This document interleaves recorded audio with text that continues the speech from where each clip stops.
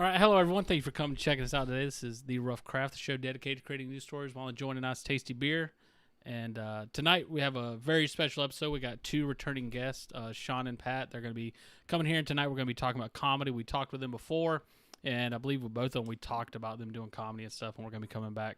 We wanted to come back and do this episode with them. So comedy's a more, it's a different form of writing. Some people would say it's harder, and I think that's very true. In different aspects. But anyways, I'm your host, Tom, and with me as always is my best friend. I am Matt. So, all right. So, yeah. So let's go ahead and this is I had a thing I was going to try to say, but Sean Shank, he's a author. He has a book, actually. I believe it's still up there. It's the Slave Trade: Rise of Justice. It's on. You can go find it on Amazon. It's not that expensive, and it's well worth the money. I've read it, and it's a really great book. And we have Pat, and Pat's also working on some writing and stuff like that, while also doing stand-up comedy. So I'd like to thank you guys both for being here with us today. How are y'all? How are you, Sean? Let's do it in order, so that way we're not talking over each other like we probably will later. You're muted. Yeah, you're muted. Okay, I'm good. I couldn't find the button. No, you're good. Everything went smoother than I expected. I was gonna let you get that all out before I started saying stuff. Because we're talking a lot, and I'm like, I'm just gonna let him keep going, man. All right, I'm sorry. Repeat the question. I was just saying, hey, how you doing, Sean? I'm doing okay. It's had a pretty good couple of days here, so things are starting to look up. So good positive vibes going. And how are you doing this evening, Pat? Thank you for being here. Oh, thank you. I'm doing well. Yeah, no complaints. Awesome. So we'll just go ahead and jump in real quick. What we're going to be doing tonight, we're doing Take Your Shot, which we've done in the past, but tonight we're going to do it a little bit different. This could be terrible, or it could be just okay, or it could be great. We're gonna, instead of trying to come up with a short story within 5 minutes, we're gonna have a few different premises that we can build a joke off of in 5 minutes. So it's not like we're gonna have to hit every point. Just get a joke within each of those points, and it could be a one-liner, it could be a story, whatever you can do in 5 minutes, whatever you think is good, and then we'll all sit here and then probably all four bomb one after another. I think that'll be fitting. So let me go ahead and just throw the graphic up here for Take Your Shot. Production value in the show. But so yeah, we can we're in Hollywood. we can chat it up a little bit, or we can just go straight into getting this let's actually let me go ahead and generate a prompt for us. That way we can slowly think about it while we're talking. All right. So I'll copy this, put it in the Discord. Once I get that done, I'll go ahead and start reading it to you guys. Basically, you're gonna give us a little bit of time to marinate on it, because yeah, basically, I didn't want to be so obvious with it, but yeah. Okay, hopefully, well, it's just, like you're generating the premise, and I'm like, so we're gonna start the podcast, and then 5 minutes of silence while we're writing. Well, we'll each take turns, but yeah. So the three different or four different is it's a story about a yacht. Normally, these all would be combined to create one story, but we just have them. You can pick and choose what you want. The story begins on a yacht. Someone hitches a ride home during a train strike.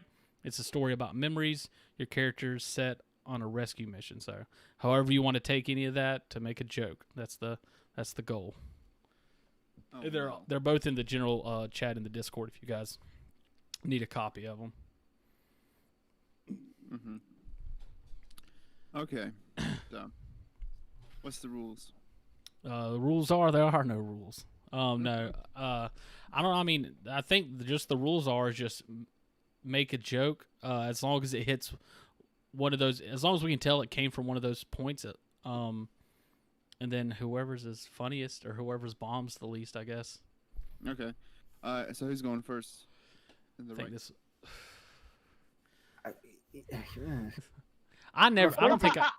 I don't think I ever go first, so I'll be the one to go first if you guys want. Okay. That would be great. Yeah, I'm afraid to click on a button here, because last time I clicked something, I lost everything. You're like, it's in the chat thing. I'm not touching the damn thing. Oh, okay. Is there any way that I could send it to you so you can look at it? So it'll make it easier for you. I could send it to you on Facebook Messenger or something, just so you have it Yeah, handy. yeah, you can do it on Messenger. That'll work, or semaphore, or smoke signals. I mean, Well, I don't know what any of those are. So Memories and rescue mission. wait, okay, got all right. So I've got yacht, hitchhiking ride during a train strike, rescue mission, and what's the other one? hold on 1 second. I'm about to try to text. Let me see if I can message it to you real quick. Okay. Well, it's your character sets out on a rescue mission. It's a There you story go. about memories. I'll just send them all to you. If this is you, yeah, Oh, this has okay. got to be you. Yeah, that's you. It's the big dumb guy on a stage. Yeah. Well, there's definitely a stage there. I don't know if I see a big dumb guy. Oh, well, thanks. Actually, a quick story about that picture. That was taken last year because we were talking about what earlier for the cast about what the pandemic's kind of done to comedy careers and things like that around the country. That picture was on the stage at the Comedy Caravan down in Louisville. And I was featuring for this fantastic headliner by the name of Davin Rosenblatt. Is a very Jewish comic out of New York, and that's not even an epithet. Like, he will let you know he's very Jewish. But he is one of the funniest headliners in the country. And it was so weird because the night that picture was taken, he and I were driving to the comedy club, and we got the announcement from the governor of Kentucky that the entire state was shutting down. Jesus. So that night we had like, I don't know, 100, 120 people, and it canceled down to 12, that show. And it was, the feeling was really weird. I don't know if you guys remember all the way back to 9/11. And kind of like the next day, how the tone was so weird. I was 11 then, so. Oh, but I mean, you saw news stories and TV and stuff like that. Yeah, I just adults were kind of weird. Everybody was sad, and I didn't really understand why. We left school early that day. I actually made a lot of jokes then that as an adult I wouldn't repeat. Right. Well, it was like that. I mean, not as heavy, I don't think, but kind of close. I mean, it was trying to do stand-up in that climate. Not to mention, some son of a bitch sat on the front row and just the entire time was, and just is flushed, sweating. And, like, I backed all the way up to the wall, and did my bit. But then when Davin gets up there, he's like, "You motherfucker, how dare you?" He made him go to the back of the room. Already out the gate. That's good.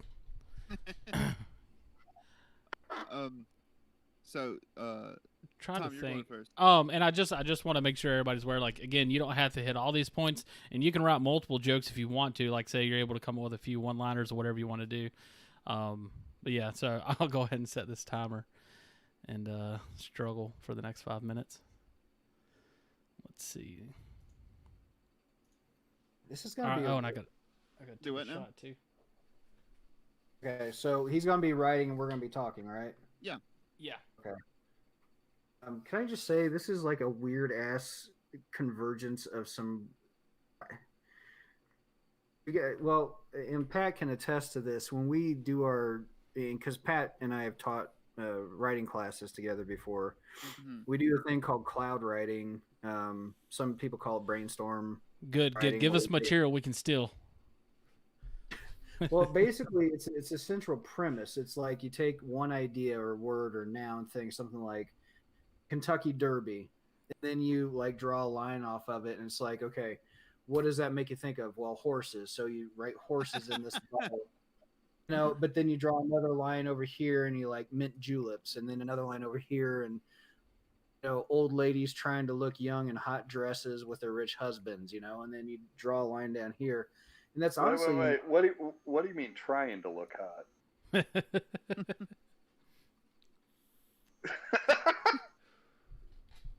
Come on, Pat. You said some shit. Back it up.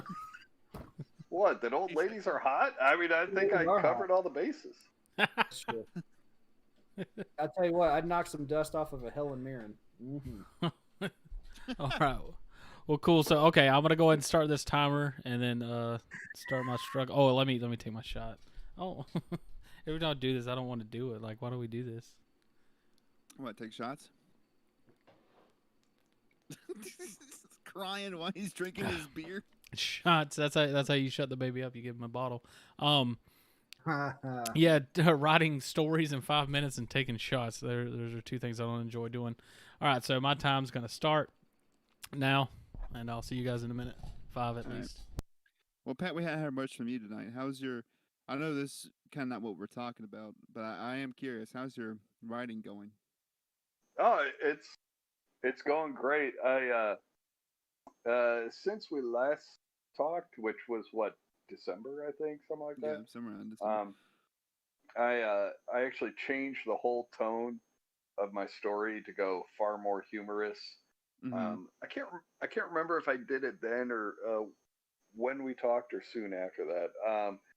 And it made it a lot more fun to write. I'm right in Act 3 now, so I should be done with first draft um, by the summer. But yeah, I'm having a blast writing it. It's just, yeah, it's a lot of fun. My stepdaughter designed my book cover and everything because she's actually really talented. And you know, it's a simple cover and stuff. I shortened the title. It was "The Devil Is in the Details." Shortened the title down to just "In the Details." I like And that. then yeah, and then when we Yeah, I'm not last coming up with talked, anything yet. I just want to say I like that as well. when we last talked, I was talking about just self-publishing, but you know, was, you know, me and my girlfriend, we talk about this, yeah, every so often and stuff, and I was like, I think I might try to, do traditional publishing, just give it a shot. And she was like, finally, I've been wanting you, and I was like, why the fuck didn't you say something then? So yeah. So Good. yeah, So I got the first draft done this summer. I'll do my first edit, send it out to beta readers, and you know. do you have beta readers lined up already? Oh yeah, it's on this Discord channel. These couple of guys that run a podcast. I did a Oh, few this one. months ago. um, there's there was that Discord channel I invited y'all to last time each of you were here. It was the Writers Accord. Um, and we're all in there, and we have other writers in there that we all beta read and post stuff on there. Yeah. I invited y'all last time. Oh yeah, and I remember saying, dude, I'm not going to be active at all. I'll probably go in there and be like, hey, I want beta readers. And they're going to be like, who the fuck is this guy? Yeah, I was just letting y'all know, like, anytime you need beta reading, if you we got some people in there who are willing to do it. So as long as you read some of their stuff, I mean, it's a kind of a tit for tat type of deal. We all kind of read each other's stuff. Speaking of traditionally publishing, Pat, Sean, you got requested a manuscript, didn't you? Yeah, I during the pandemic, with losing all of my jobs and everything, like so many other people, I just looked at it as an opportunity to get, take a huge swing at getting traditionally published because I did self-publish like 4 or 5 of my books, which I'm glad I did because before my dad passed, he was able to have like a grouping of my books on his bookshelf, and he was super proud of that. But that's kind of the only good that's come of it. And I'll get to that. But I went through like these lists with hundreds of agents and publishing houses, and I just sent query letters out to everybody. And it was just hours and hours and hours of work, and I got some really nice rejections. Like it's always not nice how they for phrase us. those too. Thank you for your Yeah, interest, yeah. but It's well, you can tell when you get the form ones, but then like I've had a few like the agent that Lee Child has over in England. actually sent me a personally written rejection letter, and I was like, that was really nice. Wow. You know, because he was very complimentary. Yeah. But then out of the blue, I got this email from a publishing house about Pat, when did I tell you guys about that? Was that like a couple months ago? Yeah. Early March, maybe. Yeah. I remember seeing that on Twitter when you said you got a request. Yeah. Okay. So yeah, they wanted to see the rest of it, and then like 2 days later, they're like, "Oh my fucking god, we love this. We want to publish it." You know, they're talking like they sent me the contract with like, you know, movie rights and TV rights and, you know, overseas dollars. And it was just all moving at a million miles a minute. And I was just like, fucking finally, you know, it's like all these years. And I had mentioned to the agent that, and this is something for authors to, I mean, you really got to consider the self-publishing thing. Because when I wrote Prisoners, a bunch of beta readers read it. They loved it, but their big question was, because it was based on a character in the Korean War, and they're like, well, what happened with him in World War II? I was like, you know what? Book, and I literally put it on Amazon so I could get them to make copies that I could buy author copies for like $4 a piece, and then just give them to people like, here's the prequel. I don't even have it up for sale, you know? And I thought, you know, having a prequel to the story that they love so much, they'd be like, awesome, we have two, you know? Could you do a third? That's what I really expected. I'm like, wow, could you do a series? And immediately they were like, oh my God, you've got something out there that, oh, nope. Don't sign the contract. We're pulling everything. We're rescinding the offer. I was like, whoa, wait a minute. Like, and I even said to him, I was like, this didn't even sell. This was purely just to get the thing in between two covers so I could give it to people. And then the agent was like, you didn't sell any? Oh, that's not good at all. And I'm like, no, you're not listening to me. And they're like, well, we thank you for your time. And they just disappeared. And I was like, oh, that's fucking crazy. Yeah, that was fucked. So you couldn't even say I pulled it from. It's not on Amazon anymore. It wasn't for sale. I will sell it. I will sell you the right, or not sell you the rights, but I will, you know, give it to you for publishing. They didn't even want that. No, they didn't. That was the initial thing because I was like, to me, it was one of those things where it was. If you could liken it to something, it'd be like you pick up a girl at a bar and you take her outside and you're like, oh, and by the way, check out my Lamborghini. That's kind of what I thought I was doing. Like, you know, you love this book. But hold on. By the way, my time's up, and I'd appreciate if you don't steal my fucking jokes, okay? I worked 5 minutes on this. Apologize. You used a word that's in my joke. You know what? That's the psychic energy between us. Yeah. But yeah, that's what I thought. It was a power move. I really did. I thought me stepping up with like, hey, I've got this whole other thing of content that doesn't have the finality that Prisoners has. You know, and they were just like, no, fuck you, and disappeared. Wow, they felt like that? Fuck you with an accent. But in my head, that's how it went down. So it was crushing. Like, man, I was not in a good space I had some other things going on in my personal life with some family illnesses and things. And then this was just dropped on top of all of it. I just kind of had this really bad existential crisis, like, fuck the universe and fuck that tree and fuck you, Mr. Bird. And it was pretty bad, but I had some people talk me down, you know, and like, you know what, if this is how it went down and they didn't jump for joy that like, holy shit, you know, it's not just this speculative thing where you have an outline, like you've got an entire property that you can hand to them and they're not over the moon. Yeah, I mean, can you you can tell me this off air, but do you mind sharing who the publisher was? The publishing house?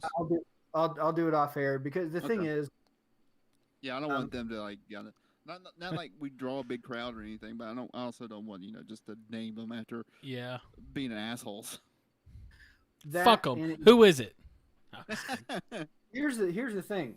I've thought a lot about this because I did have the opportunity. I've got, a couple thousand, followers and shit on some of my social media. It's not a ton, but it's enough people to like get some information out there.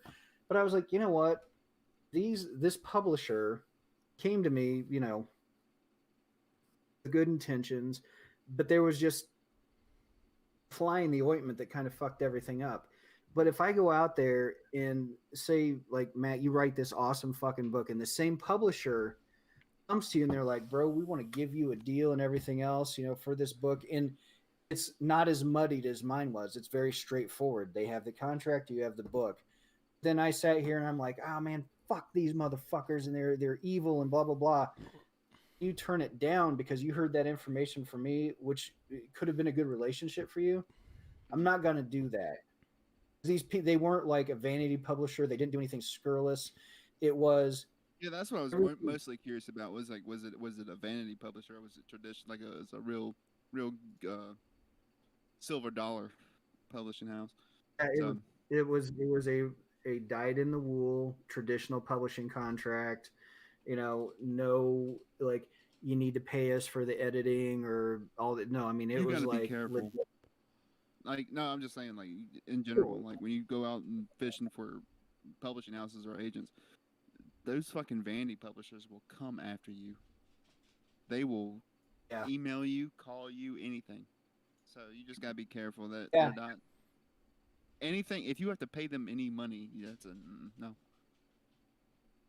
Yeah, I think that's usually a red flag 100%. On almost anything.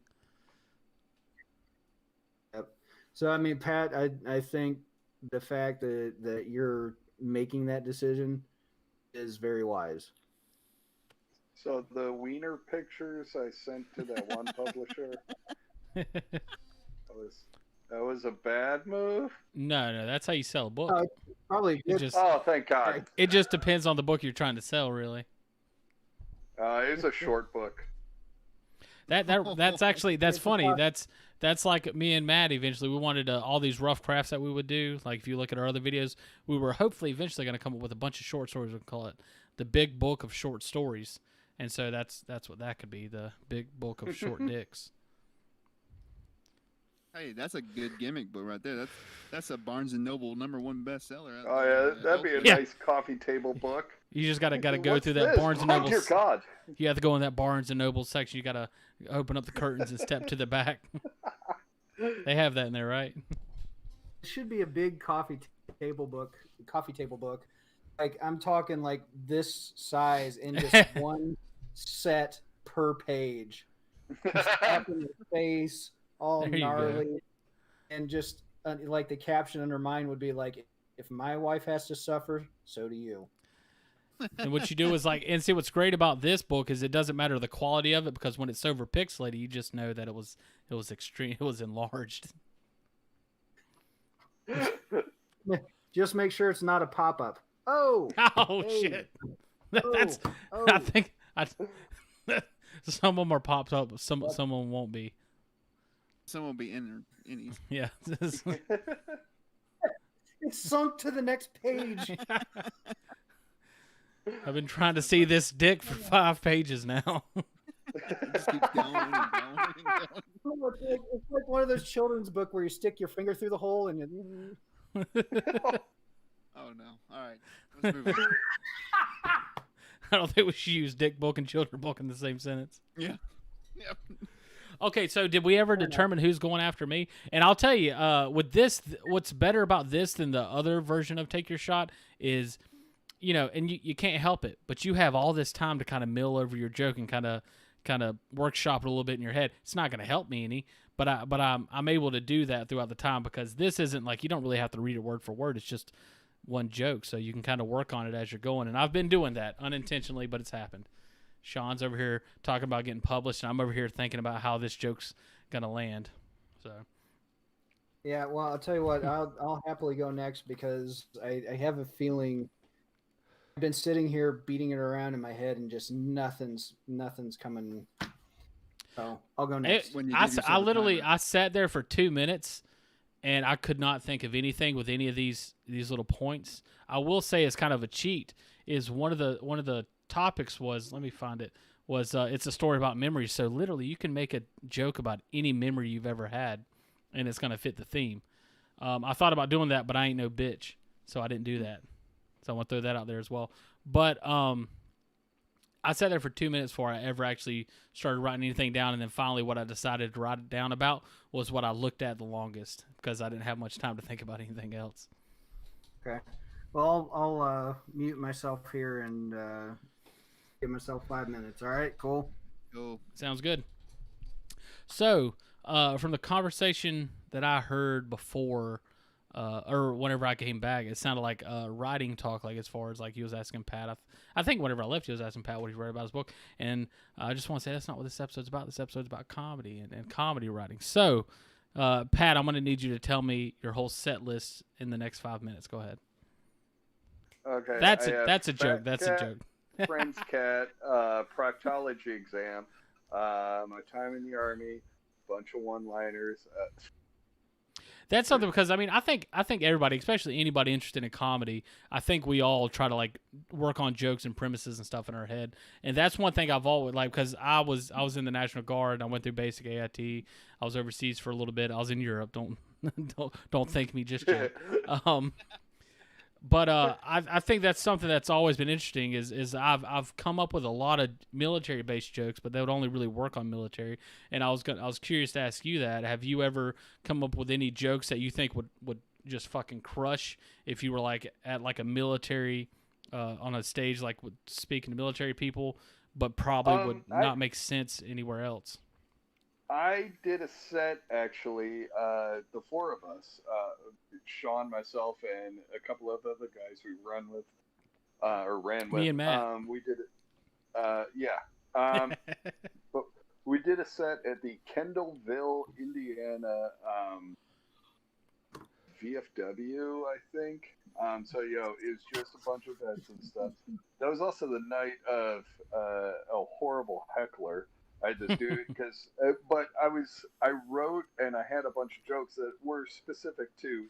Oh shit! I just real quick, I just realized I never started the timer for Sean, so I'm gonna go. That's what I was thinking. Are you done? Finished? Okay, good. We didn't need the timer. Oh, I'm telling the story of the Kendallville VFW. Did you see me go like this? Because I love this story. This is a great story. Tell the story. So I read a bunch of stuff. Sean was like, "Hey, we want you to host the show." Like, no problem. Because it was something Sean got through, like gig salad or something. So Sean was like, can you host? So I'm up there, and I wrote a bunch of jokes, or had a bunch of jokes that were like military specific. And I was doing this bit about how all the other branches make fun of each other. Yeah. All the time. Like the way the joke starts is it's like, you look at the hierarchy, it's like Army, Marines, Navy, Coast Guard, mailman, dog catcher, IRS, and I'm going down and down, and I was like, Air Force. You go down like a list of something. And they're eating it up. Well, there's this guy in the back who's, just this little fucking hobbit-looking motherfucker. Speaking of Hobbit, we got it right here. But he gets up and he starts walking up, and I'm like, what the fuck is this guy doing? Sean and the other two guys are like looking like, is he gonna think? Now, mind you, I was introduced as a combat vet. I reiterated that I was a combat vet. This guy comes up and he gets right up in my face. They thought he was gonna like thank me or like shake my hand or something or whatever. He gets right in my face, and I could smell the Miller High Life on his breath, and he's like, you gonna tell some jokes? You just gonna make fun of the military? And he's just, and I was like, what the fuck are you doing? Who are you to talk about the military? Yeah, and the two guys that run the VFW are like, sit down, Carl, shut the fuck up, Carl, and he's just, well, he storms off and he leaves, and I'm standing there, I'm flabbergasted. Sean, Otis, and Mike, the other two guys with us, they pushed their chairs back, they're ready to beat the fuck out of this guy. And And so then they leave, and I do my set. The rest, it took a couple of minutes to recover, but then I finished my set, and afterwards I'm outside and chatting with one of the guys that runs the VFW, and I was like, "What the fuck was up with that guy?" And I was like, "Did he not know that I served in the military?"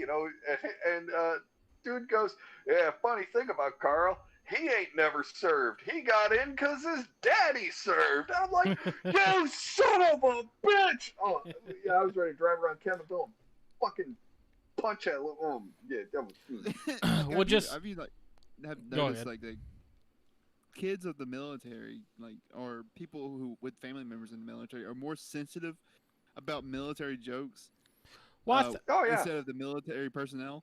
I'll say in And their it's just defense, crazy. I think it could be one of those things because it's kind of like you're making fun of their parents, sort of thing, making fun of their family. That could be it. I think it's bullshit. Yeah, I could see that if you were an outsider, and that was like one of the premise of my jokes. Is like I can make fun of the Marines, Marines can make fun of the Navy, Navy can make fun of the Air Force. We'll all make fun of each other and stuff. And the But as Air soon Force as has to some sit civilian there comes and up take it's it. like, fuck the Air Force. We're all gonna beat the shit out of you. Well, that's my favorite part of that. One of the best analogies I ever had for the different branches, and I agree with you 100% because the way that I always envisioned it is within a squad, everybody says they're the best squad in the platoon, and then within the platoon, you're the best platoon within the company, Mm-hmm. and then within the company, you're the best company in the battalion. Within battalion, you're the best battalion in the whatever, and it goes on, and you're the best. Army's the best branch out of the military, and it just that's how everybody shit talks everybody else. But at the end of the day, if you try to make fun of the military, I don't care if you're an Air Force guy or a military guy, you're both suddenly brothers. You have that sort of connection, and it works its way down and works its way up. It's a really cool thing about. But I mean, the same thing could be said about fraternities or anything. It's like a brotherhood or a family that in various different ways. But the best analogy I ever saw is when I was in Fort Gordon in AIT, and we did a post run, which I'm sure you've done before. Whenever we did it, and you're past military as well, right, Sean?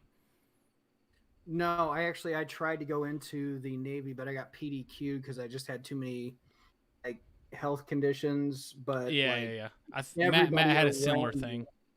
Yeah, I tried to join the military, Yeah, and they wouldn't take me because I had open heart surgery.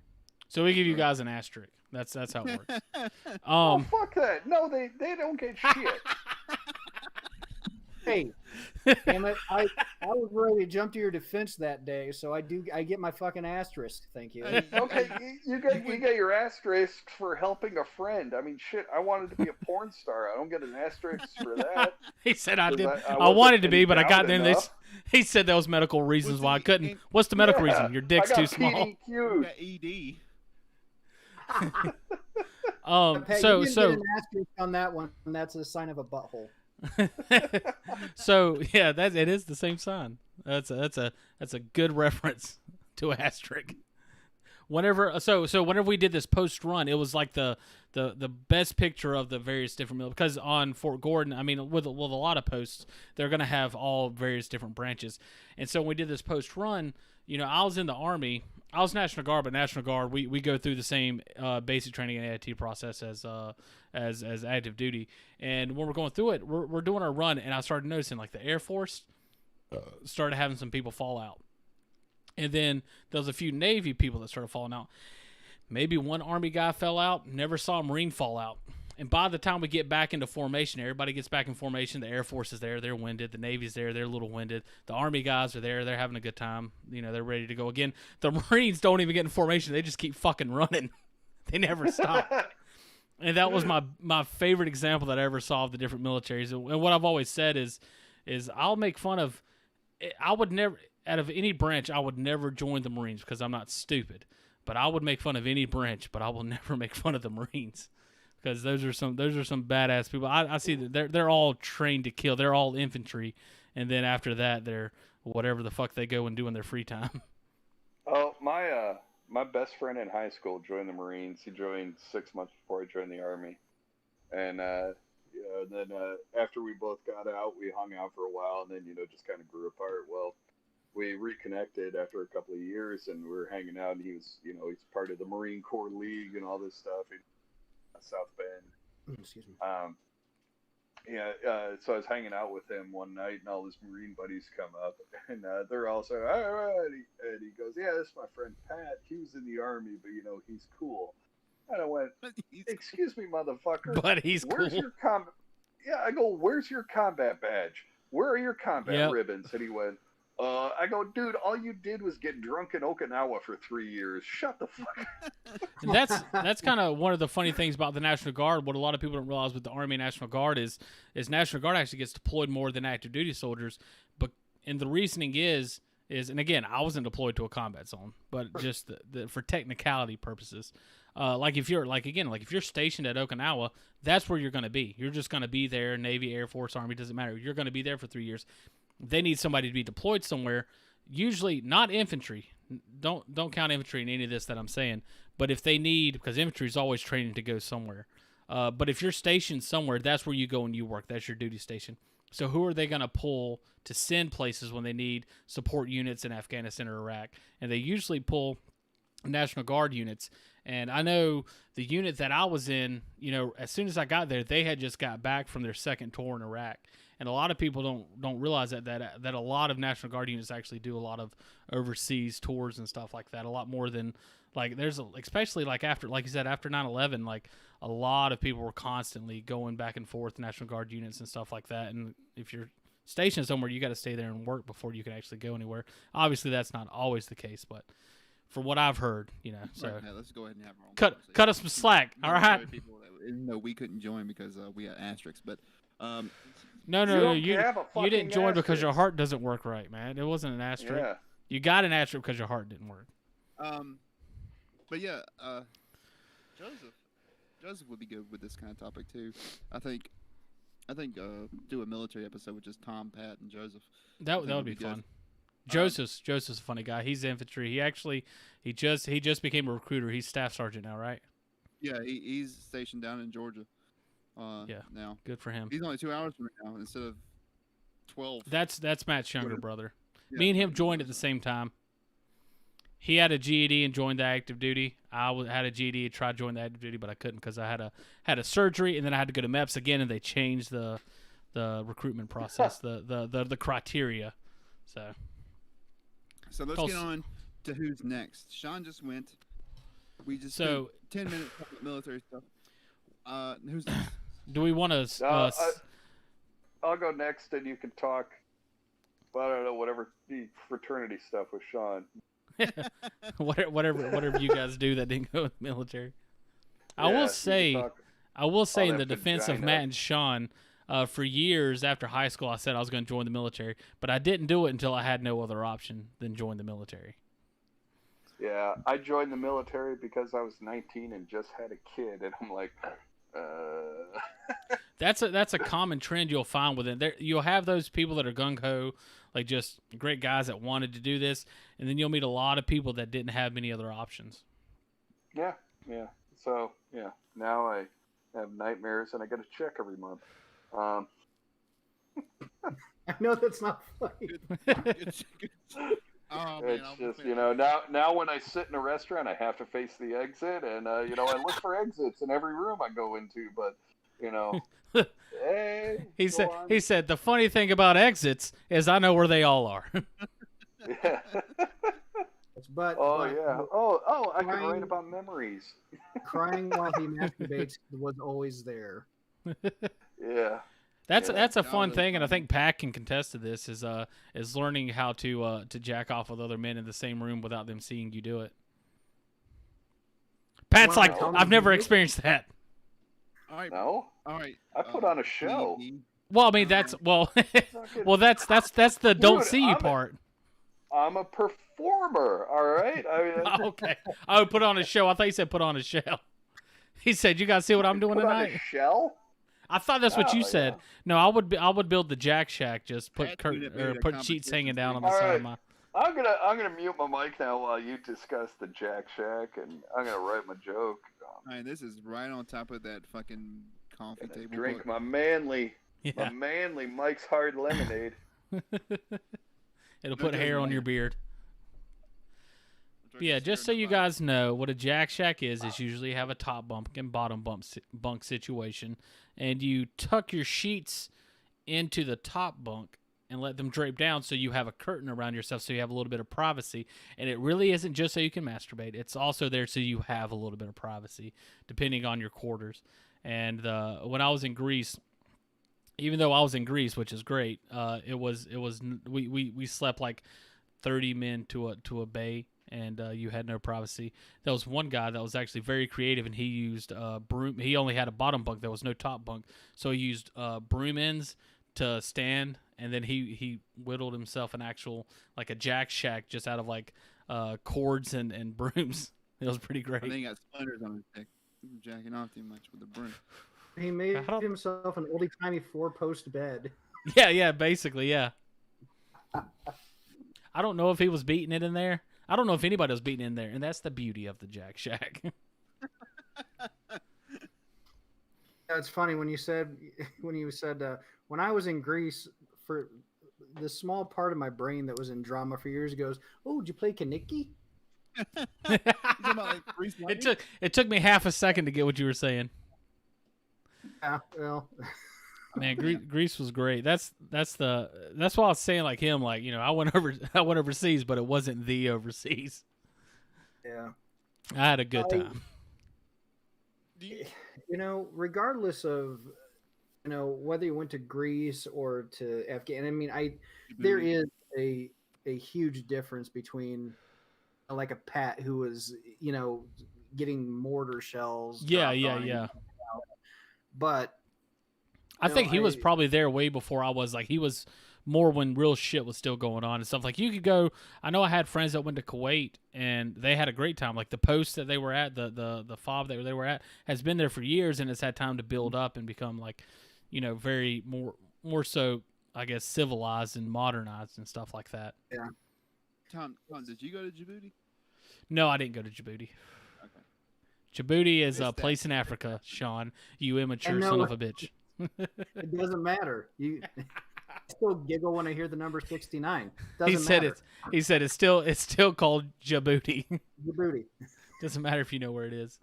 Oh shit! I didn't start his timer either. You guys got to remind me because you guys aren't taking shots, so I'm not thinking about it. So I'll just start the timer just for timer's sake, but he'll hopefully be done before it goes off. So, Prisoners, is this a new book you're working on or trying to get published?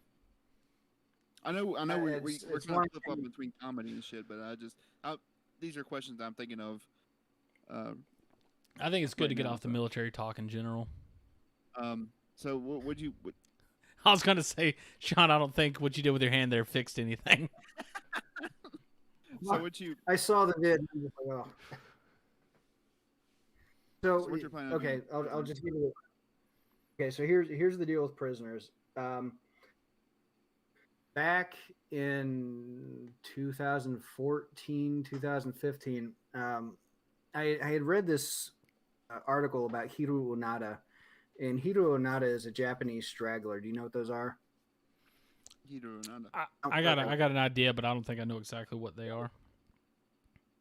Okay, so during World War II, the Japanese expansion, like they were kicking the shit out of China and everybody in the region. Japan, they were hardcore badasses. I mean, you talk about a group of people that were completely committed to the success of Japan and fealty to their emperor. I mean, because of Bushido and Yamato Damashi, like they literally would fight to the last woman and child.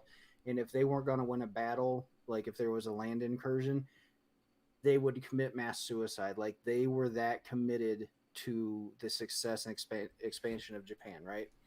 So all the island chains in the Philippines and everything else around there, they were putting, you know, basically bases and squads and everything on these islands. Well, when the bombs were dropped, a lot of the communication got messed up, right? Because, you know, if you're headquartered in Nagasaki and you are the, you know, the command post that knows that Island 122 has 30 soldiers on it, you get blown up, that information goes away. So after World War II, they were continually running into these Japanese soldiers who thought the war was still going on.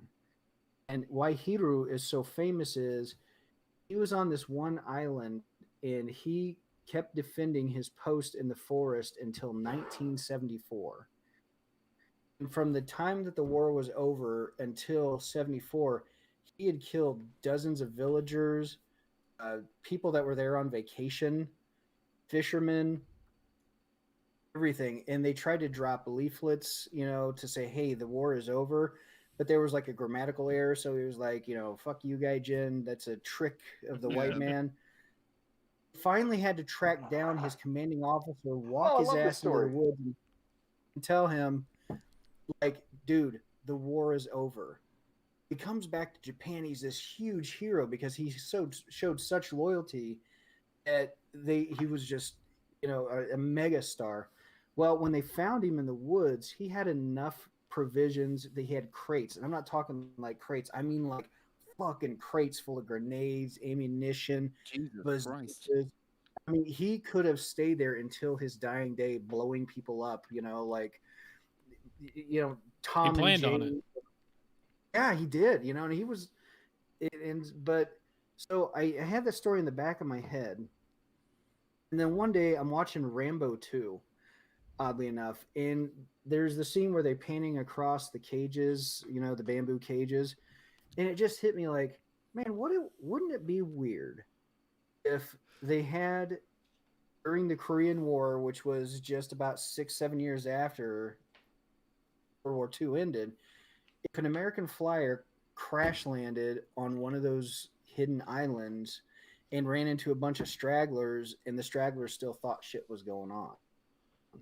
So that was the premise for the book. So what I did, and this actually goes back to what you were saying about, if somebody goes to Okinawa, you're there for 3 years and that's what you're doing. I interviewed like 500 hours of research plus went into the book, but I went and I interviewed dozens and dozens and dozens of veterans. And I mean, I'm talking World War II, Korea, Vietnam, Afghanistan. And the differences between the stories that some of the World War II survivors would tell me. There was one guy that he was a Marine. He got dropped off in the island chains, and he said that literally from the once he jumped off the boat, they were in constant firefights for like 2 years. There was no let up the entire time. They were hopping island to island to island. And then there was another guy who went down to Florida, trained on ships, and then once we dropped the bombs and we occupied Japan, he went over and taught parachuting out of a jump school. And so he'd train during the day, jump school, and then he'd spend nights on the beaches with, Japanese girls just partying his ass off. So his entire experience was either on the coast of Florida or the coast of Japan, partying and having an awesome time, versus, this one dude that I interviewed, and that guy I still sometimes cry about because of some of the shit that he told me. So it's amazing how different things can be. Yeah.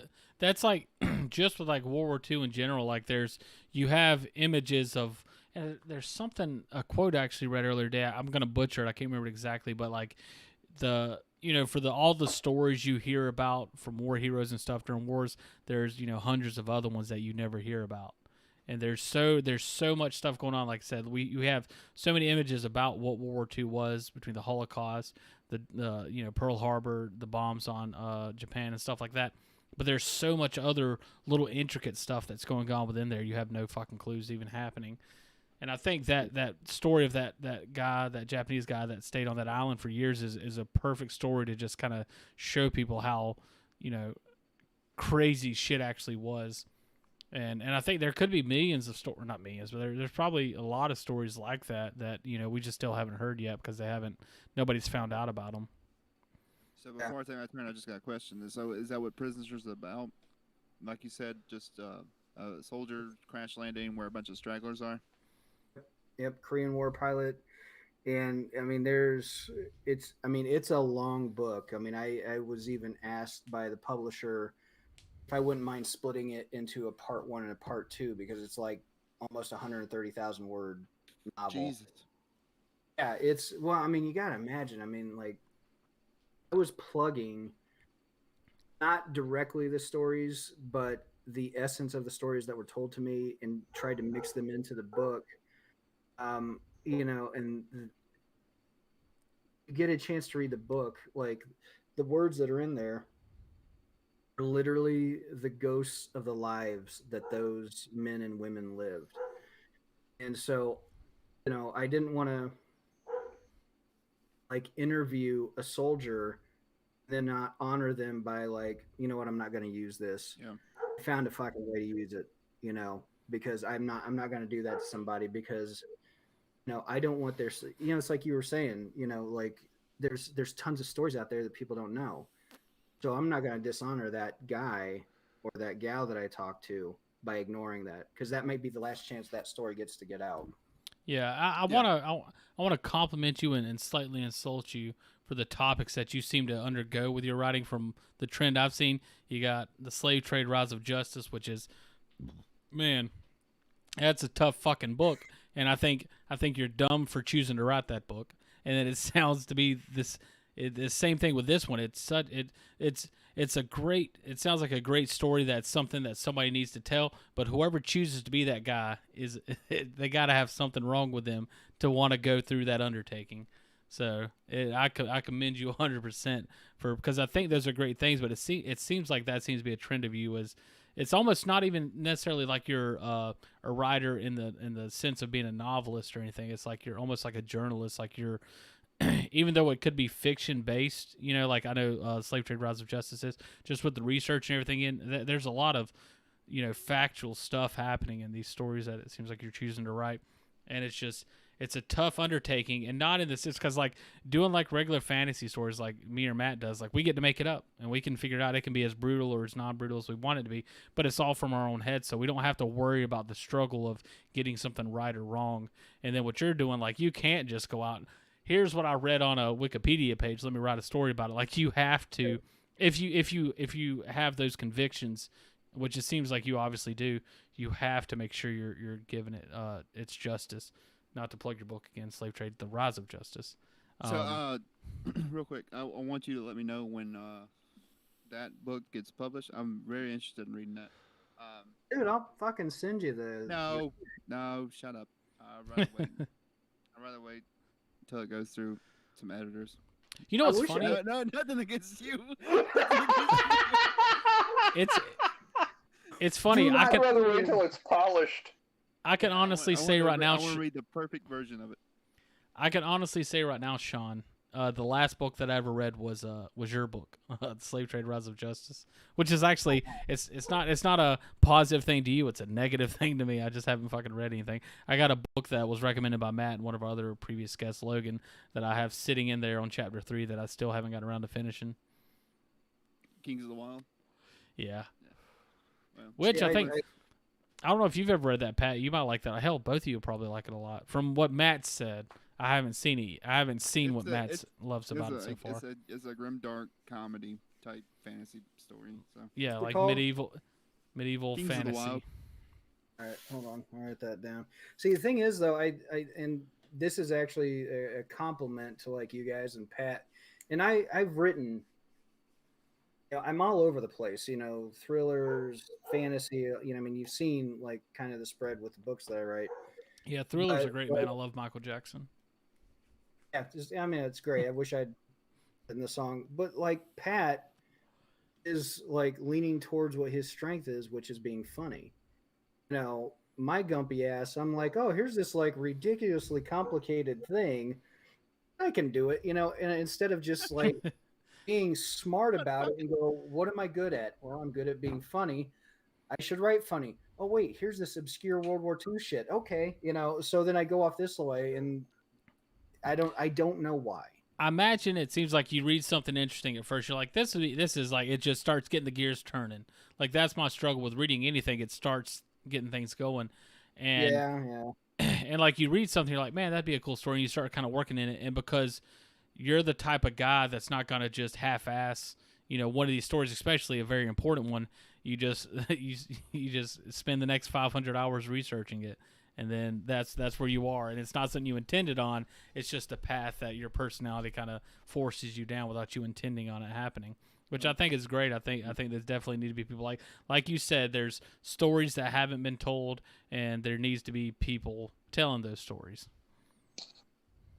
And it's always good to get these different perspectives on all these, as many perspectives as you can, and stuff that is so massive as something like World War II. We don't need to hear the same 3 to 4 different points of view. We need to hear the hundreds that are actually out there.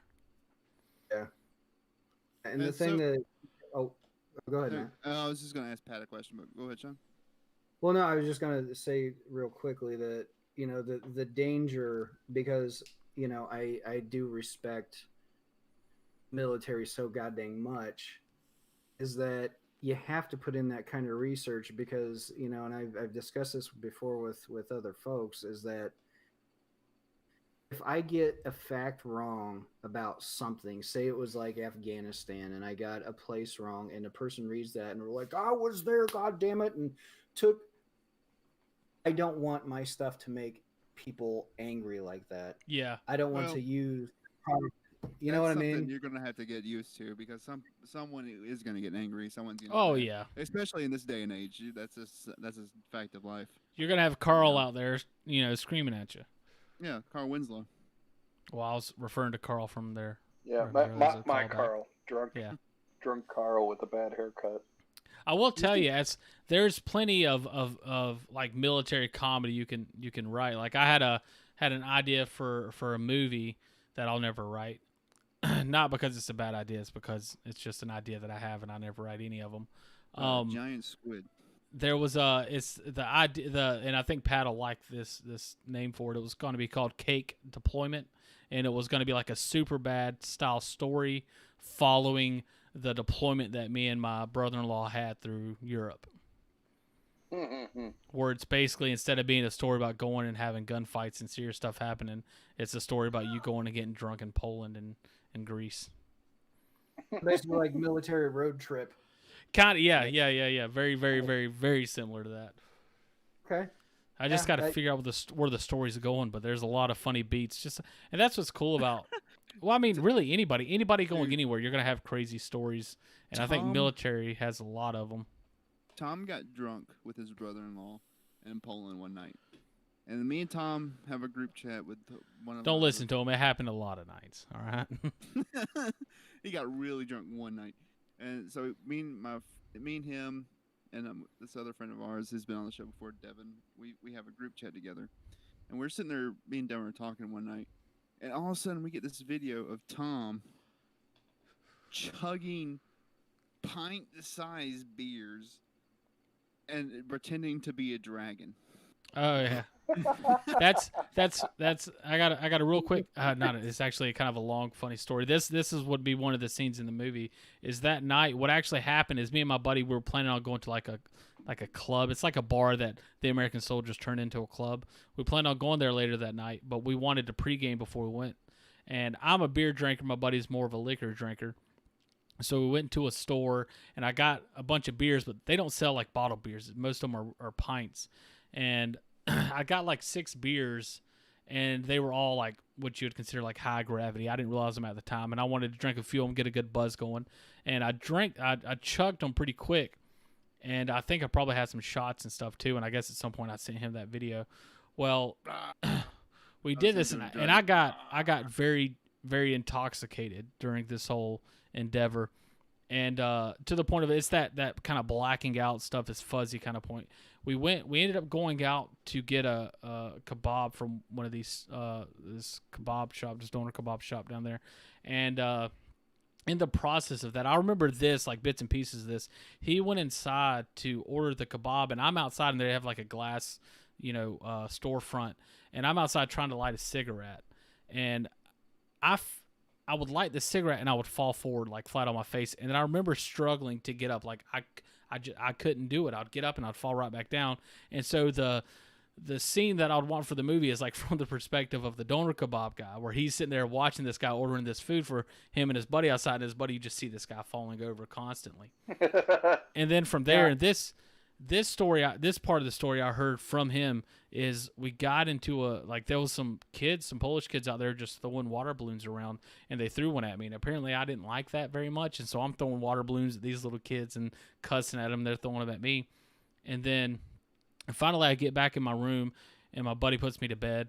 I wake up the next morning, and there's blood everywhere, and I have no idea what happened. He's gone, and I'm texting him trying to figure out what happened. Well, from my understanding, I had thrown up a lot that night before he left, and he went to go to the club like he had said. And apparently I had a blood vessel pop in my nose or something, and I just had a bad nosebleed. And so I got it all over the blankets, all over the floor, and the trash can and everything. I've never had that happen before in my life. And the other buddies that was with me that weekend, we were in Germany, and we came to Greece to hang out with some people. And whenever we were there, I had the key to our vehicle that we had rented, and they couldn't get in their room, so I had like a bunch of missed calls from them trying to get into the vehicle so they could get in their rooms. And I finally, I end up leaving, and whenever I'm leaving, in Poland, everything's super cheap. Like a pack of cigarettes is 14 zloty, but that's like $2 American. So like things were super cheap. And I get down there to pay for my bill, so I go ahead and pay my bill. And then the lady, and I'm sitting there waiting. I'm waiting on them to say something. The lady comes back and says, there was some damages done, so we're going to have to charge you an extra 50 zloty, which was like $15, $20. And I was like, no, absolutely fine. No questions asked. I'll give you the money. And then I went outside, and I just stood there until my buddy showed up so he could leave. I just didn't want to face anybody after everything because it was terrible. And that could be orchestrated into a funnier thing, but that was a really weird night. I would say. I still have that screen cap of you just going, oh yeah, it's if you scroll through our thumbnails, there's one of them there where I had a filter from the Facebook Messenger that made me a dragon, so I'd go and I would shoot out flames, and there's like a flicker where it's not the dragon and it's just me looking drunk going ah. And so one of our thumbnails is Matt ripping that and putting it as a thumbnail for one of our earliest videos. I think it's like the get to know the host video, like the intro video.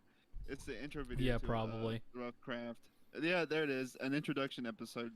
I was looking at all the the progression of our thumbnails earlier with my wife, and she noticed that one. That one. Yeah. Yeah. So I'm gonna put that in the fucking chat. So I think we're doing pretty good now. I think so. It's Matt's turn now.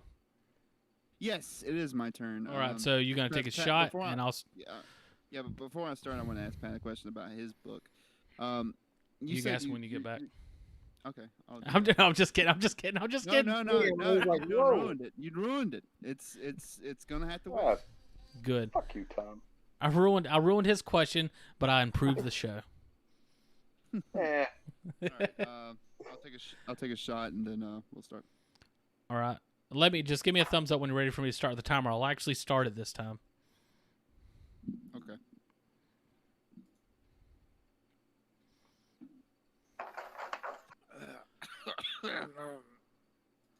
That was rough looking. I will say, and I gotta imagine it's because you guys probably have way more practice actually writing jokes. You guys were able to do much better with it than I was. Like I spent like a good 2 minutes trying to figure something out, and you guys spent 2 minutes telling me, "Hey, I'm done."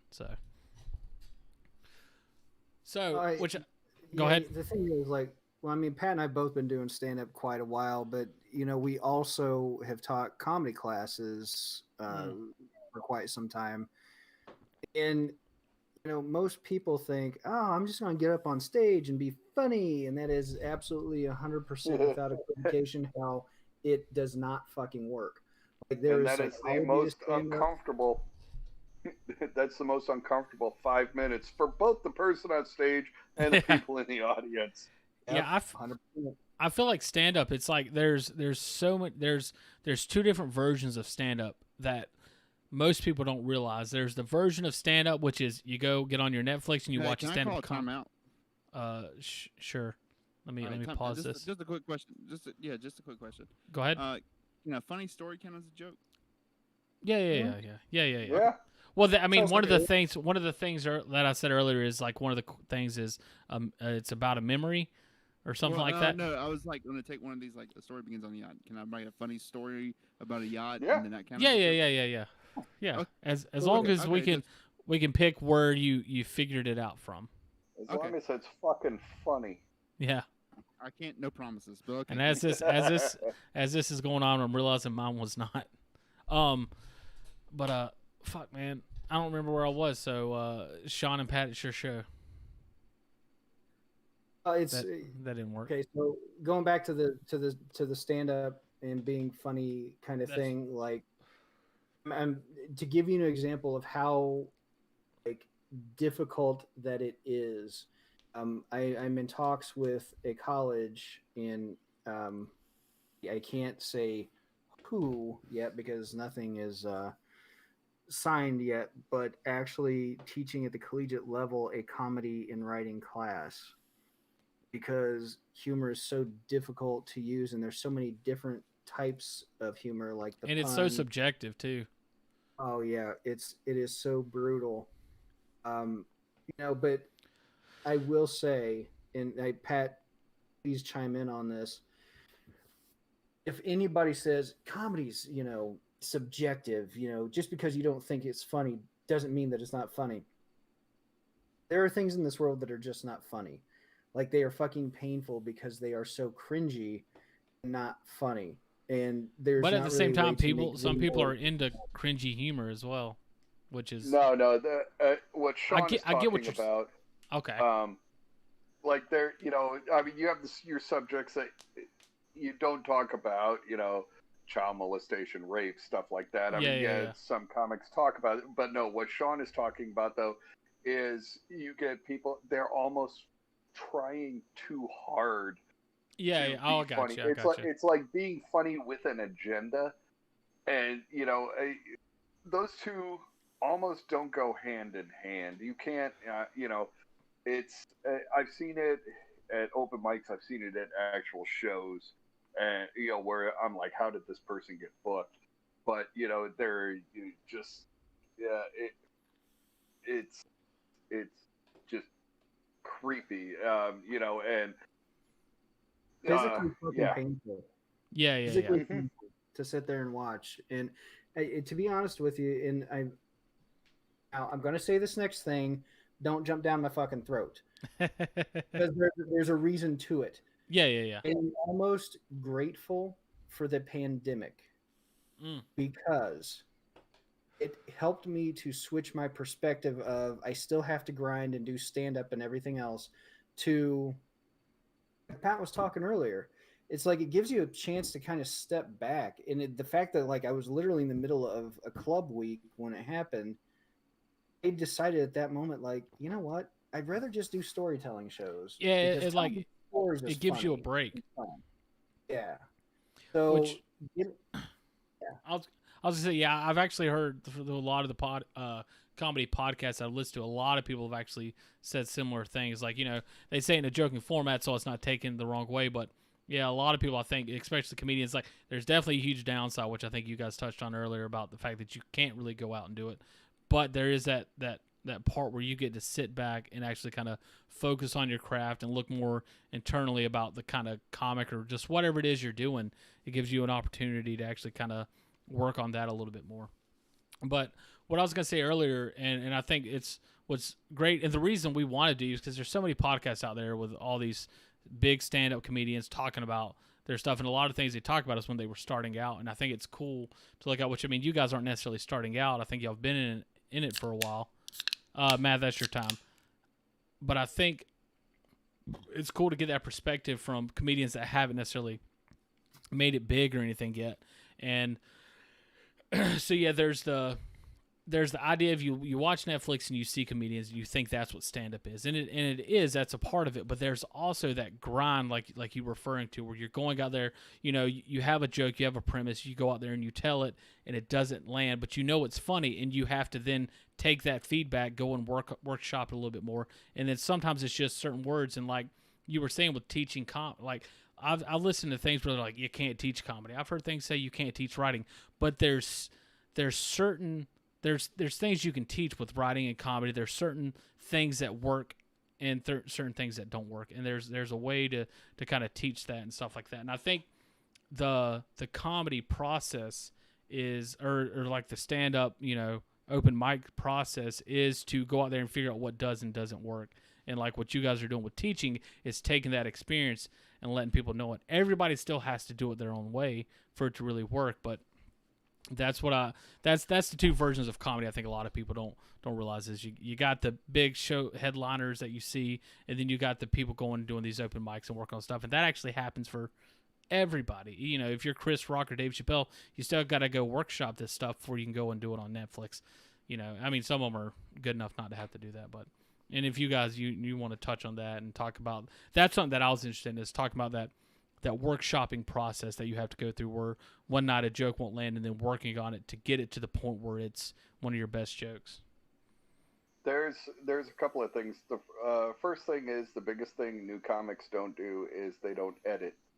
They think that, I have this story and it's 5 minutes long and it's killer, and you could edit it down to a one-liner or a 30-second joke, and it's just get to the meat and potatoes of it.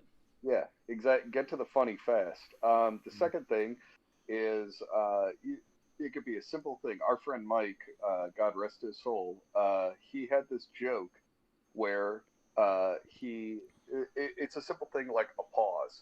He had a joke where he had a pause and it made the joke weird.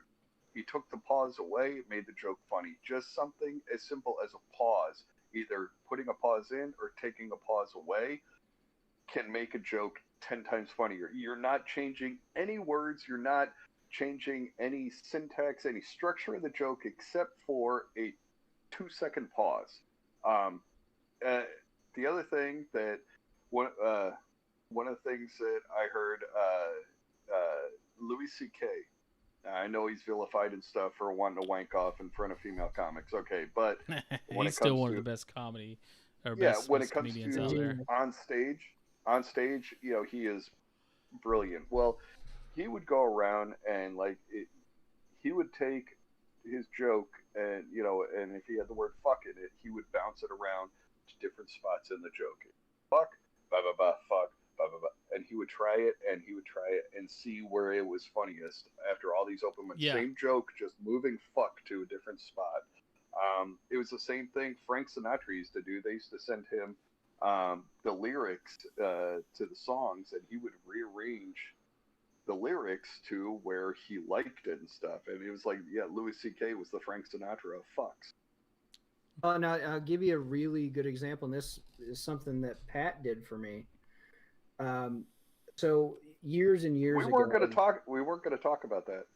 Oh, I'm gonna something that Pat gave to him. Yeah, the asterisk. Anyway,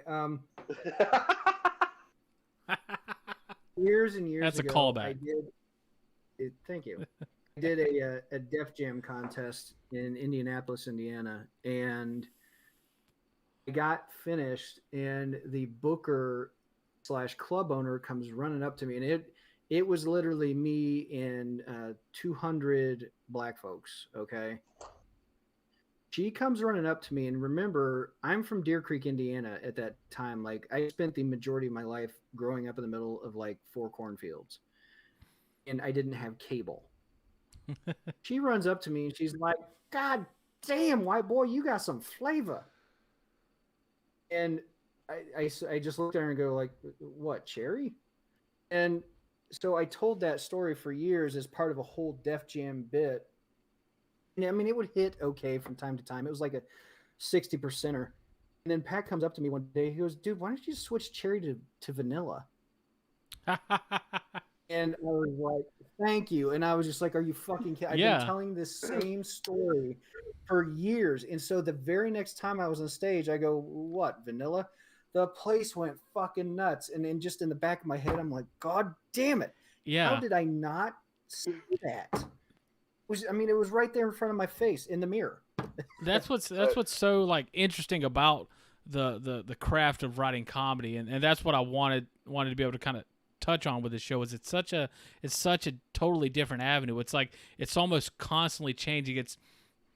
it's like fine tuning a car or something. And again, I don't do it necessarily, but just from what I've listened to, it's just you have something, and I love that idea of you have to go out there. Even the biggest and best comedians, they go out there and they bomb with jokes. They'll do a set they know will work and pepper in new jokes just so they can work them out. And then you'll have instances like that where just a simple pause will make the joke hit. Just the right word will make the joke hit. And it's such a fucking interesting form of writing that you don't see. And I know a lot of comedians, they don't necessarily, read their set list like, like a script. But, you see people up there and they're talking, they have certain laughs and stuff. Once you kind of know that, this is an act more so than they're just talking, it's interesting to watch and see, like, when somebody laughs, you're like, was that laugh something that or when he laughs at his own joke, was that something that he realized made the joke hit harder when he uses a specific word? Did he have to learn that was the way to say it? And it's such a crazy kind of craft. Like, and you have a similar thing with writing when you send it to editors and learn how to make sentences work better and paragraphs hit harder and stuff like that. But it's such a fine tuning of jokes and stuff like that, and just getting to the right stuff the right way. And it's a weird form of speech and everything. It's like getting, I don't know. It's just superly. It's superly. That's a word, I'm sure. It's just a very incredible form of writing and speaking and stuff like that. Like, it's very interesting and stuff like that. And I really enjoy being able to talk about it and everything, especially from the perspective of somebody that's never done it. I will tell you, and Pat, if you'll expand on this, I'll put this out there. Comedy, yes, it is the telling of the jokes and everything else, but there is more to making people laugh by knowing psychology, understanding demographics, and that kind of stuff than the action. Because here's the thing. I can tell a joke in one city, one specific way, and go to a completely different city, tell it the same exact way without any change, and it will this. And I imagine that can flip flop just between crowds. Like, you could do 2 shows in one venue, and you could have 2 totally different responses. Oh yeah, we've been there. And it goes to show, like, the I think vitality, is that the right word? Volatility of just comedy and stuff in general. Like, whenever and that's what I want people to understand, is when you see these acts, these big headliners, obviously, like somebody like Dave Chappelle's super fucking talented, but there was so much fine tuning. He may have had to do less fine tuning than the average person, but there's still fine tuning that you have to go through to get to the point where you can get on stage and everybody's going to laugh at it. Well, when you get to a certain point, not taking anything away from these guys, but when you get to a certain point, it's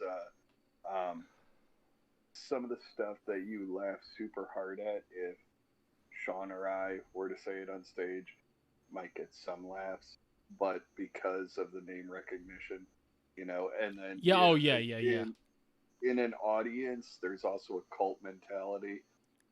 I've noticed this, like, when I'm in the crowd and stuff, I will laugh loud as hell and kind of and I will do it early on, gives people the freedom to know, hey, it's okay to let loose and laugh really loud. But yeah, back to my other point, the cult mentality. So, especially the front row is the ringleader. So if they're not laughing, people behind them aren't going to laugh. People behind them aren't going to laugh. That's a really good detail. Yeah.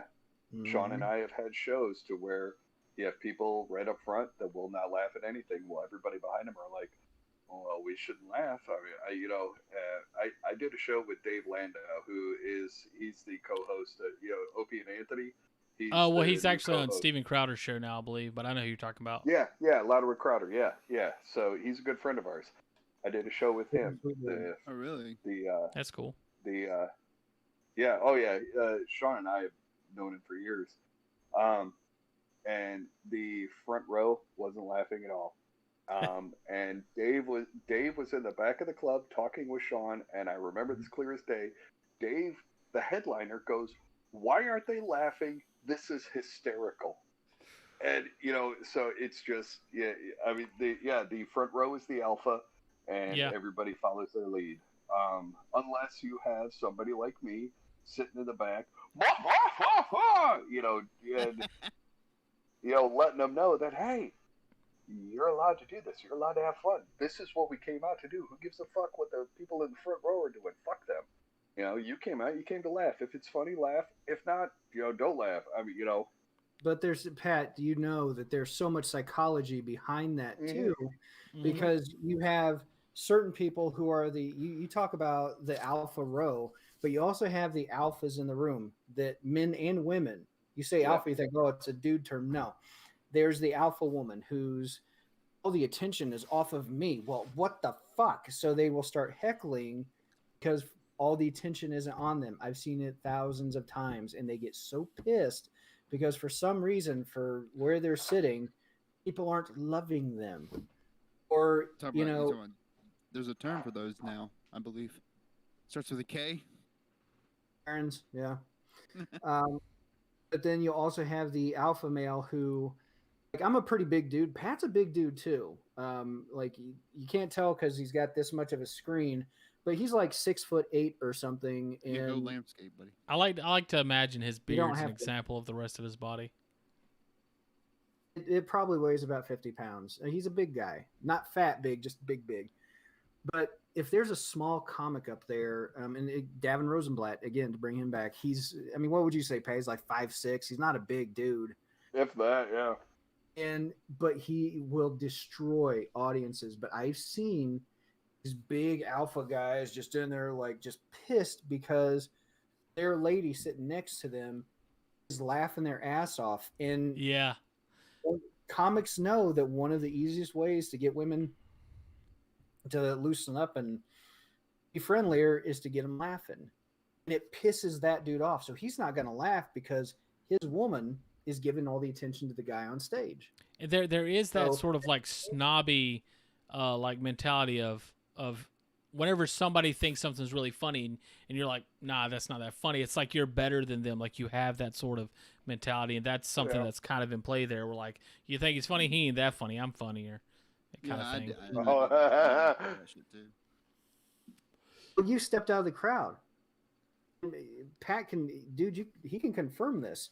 Once you have separated yourself from the audience, you are literally setting. Okay, first thing that happens in the first 3 seconds of meeting any human being, we have made at least 20 to 30 judgment calls about them.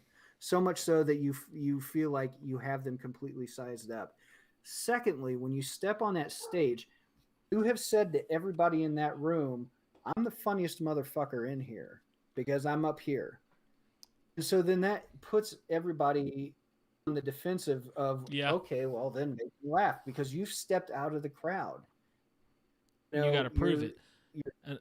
And unless you're somebody like Dave Chappelle or Chris Rock or something who's already proven that to these people have already accepted this guy's funnier than me. So you're going to be more easily able to laugh, which is something that I was thinking about earlier. Is just like a lot of people. I mean, I can't say a lot of people because I don't know what comedy club crowds are like. But I imagine, you're going to have a handful of people that are regulars that come here to laugh. You're going to have people that are like, come here, make me laugh. And then you're going to have people that have watched, big name comics and stuff like that on these stand-up specials, and they come here expecting that. And that's not always exactly what it is. And so it's a totally, just the idea of an open mic night at a comedy club is such a more really all over the place kind of thing than what I think the average American or average person really thinks of what comedy is. It's not that clean polished thing you see on streaming services. It's really not. It's a rough draft of somebody trying to get there. And and again, I mean, I don't know, but that's kind of the way that I sort of envision it. Well, even going to a comedy club and seeing like a regular show, a Netflix or a Comedy Central thing, those can be edited. Oh yeah.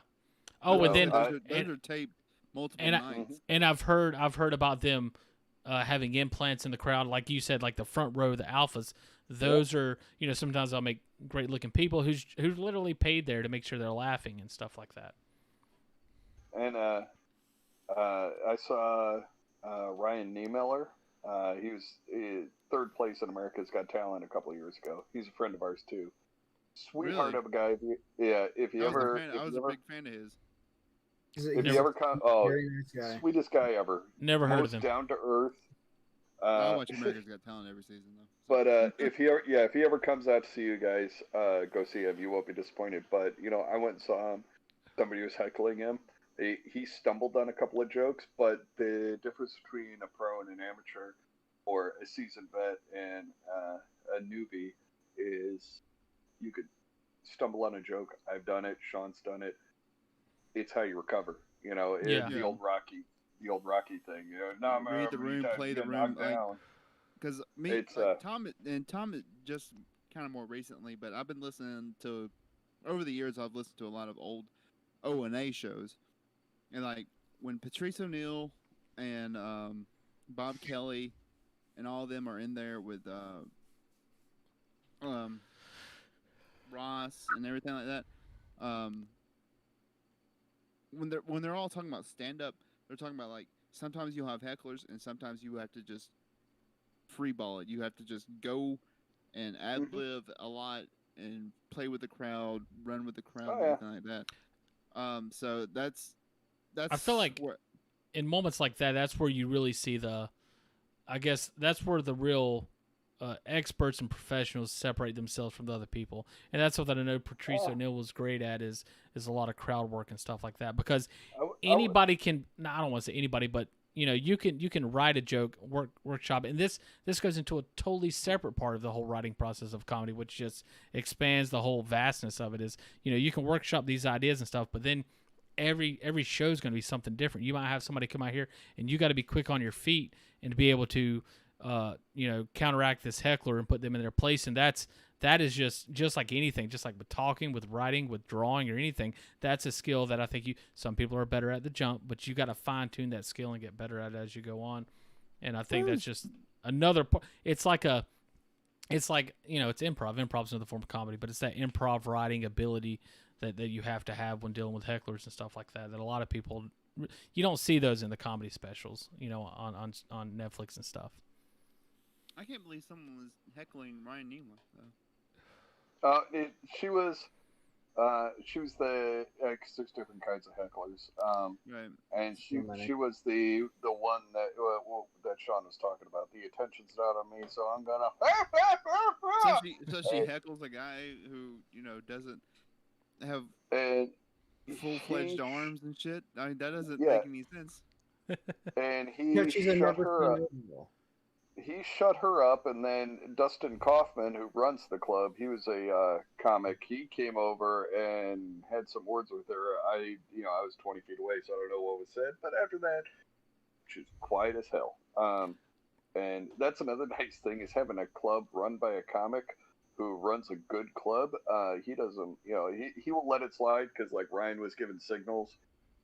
It's one of those things where, if you're in the business for a while, you could pick up on these things. So Ryan was given like little cues that everything was cool. I didn't know if okay, go ahead. But then she kept it up, and that's when Dustin was like, I don't care what you say, Ryan, this is disrupting my business. And, went in there and, shut her up. But, yeah. And I mean, heckling, it pisses off the comic, it pisses off the crowd, it pisses off, you're going to get pissed off because you're going to get owned because whatever you're saying is not going to be nearly as funny as what that motherfucker on stage is going to call you. There's no winners in that, Yeah. Well, if done the right way, there's a winner. That's going to be the comedian in the crowd. The person heckling. Yeah, but even then, the energy in the room has changed a little bit, and then if you're on stage, especially if you're trying to practice and work on stuff, it's just gonna fuck it all up. You had 5 minutes, you had to spend 2 minutes destroying this guy, and now you got to wait again another night to work on that material. Oh god, yeah. But like you have to be careful too, because there's this. I can't stress enough the psychology of stand-up and how much that comes into play, as much as just naturally being funny. Because here's the thing, Pat said there's tons of different types of hecklers. If I have a female heckler in the crowd, and she's just trying to be loud and funny and cute, and I come out of the gate with like, why don't you shut your fucking bitch mouth? Because I'm irritated that she stepped into my thing. What you have to remember how I said you stepped out of the crowd, so you separated yourself? Well, there's a cost with that because the crowd is on the other side of that, and they are in a club, and that is, we are the audience, Entertain you are us. the comic. Yeah. Yeah, entertain us. We're separated. So if especially as a big dude, and I see a woman, I'm like, shut the fuck up, bitch. I'm attacking her, and they I will like that. cloister around her like, how dare you? Yeah. She is part of us. Yeah. And so you're attacking the tribe.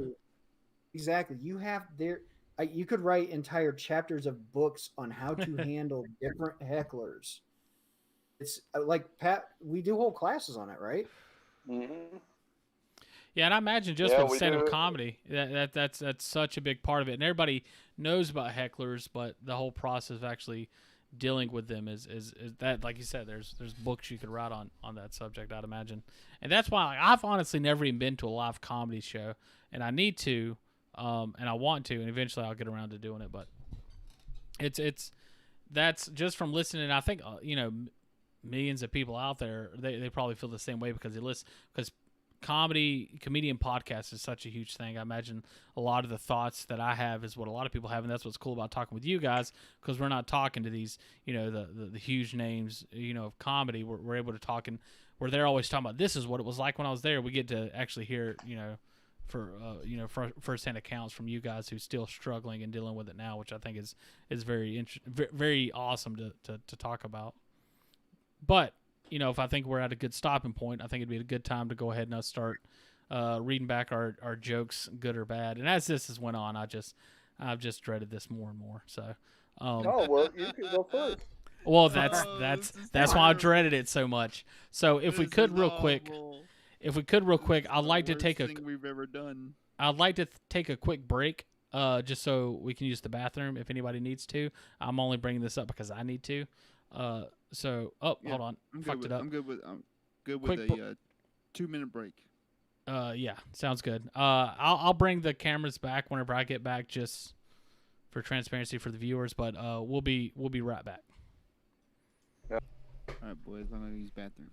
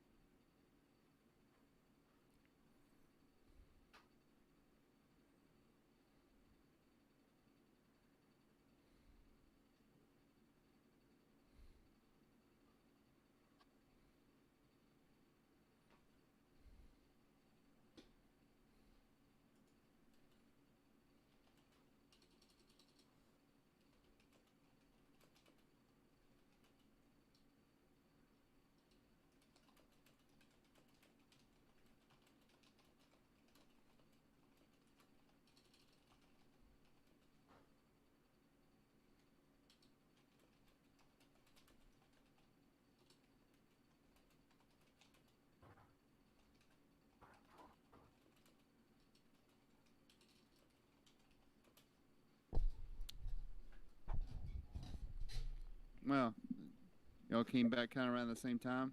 Still waiting on Pat. Who's? Oh shit, we're supposed to be muted.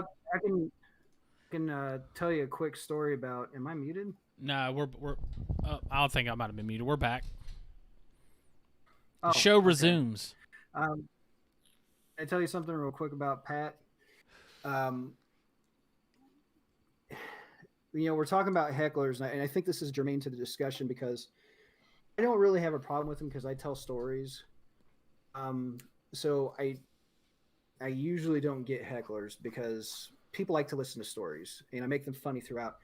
But what makes Pat a real threat when he's on stage is like he's a very smart comedian. He's kind of goofy and he's super friendly. And so people like will naturally warm up to him very quickly on stage. But I've seen him do it before, and it's rare. But when he's had hecklers in the past, I've watched him dismantle a few people, and it's like you're essentially, and I guess attributable to the beard. It's like you're listening to Santa Claus tell jokes, and all of a sudden somebody speaks up, and he's like, "Shut the fuck up!" Anyway, everybody. That's the last thing you want to hear is Santa Claus putting you in your place. Yeah, but it's kind of funny that people would. It's like, why would you heckle him? He's got such a sweet persona on stage. Like, there's no reason for you to step on his shit. But I've seen people do it, and I think that obviously like helps in your favor because that gets the crowd more on your side, where they're like I like this guy. He's a nice person. All of his jokes may not be funny, but I like. I'm not saying that's the case. Not saying that's the case. But the people can be like, I like this guy. Like, this is a nice guy. Even if there's just a guy out there not necessarily saying something funny, again, not you, but I like this person. So then when somebody attacks them, it's like attacking, one of your friends, somebody you like.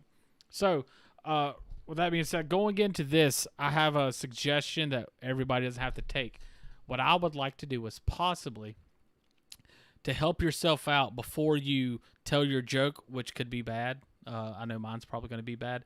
You can tell one of your jokes was good to kind of help get the ball rolling. Almost like when you're doing stand-up, workshop a new idea, you kind of hit a good joke so you can try a bad joke to kind of help the crowd liven up a bit to you.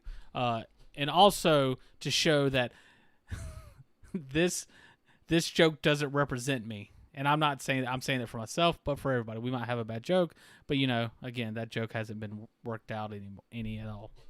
So again, you can do that, or you can be a man and not do that. I'm not going to be a man, and I'm going to tell a joke before I tell my joke. Does that sound good to you guys? Going in raw. Okay. Well, I mean, some of us need condoms. A little bit of protection. So, the joke, and also I just want to hear how y'all's reaction is to this. I posted it on Reddit before. It's one of the most liked things I ever posted, so I assume it's actually funny. So, when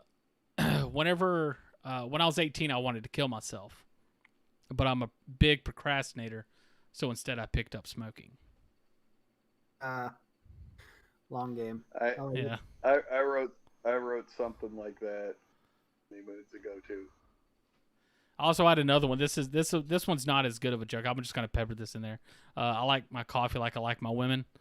I fucking hate coffee.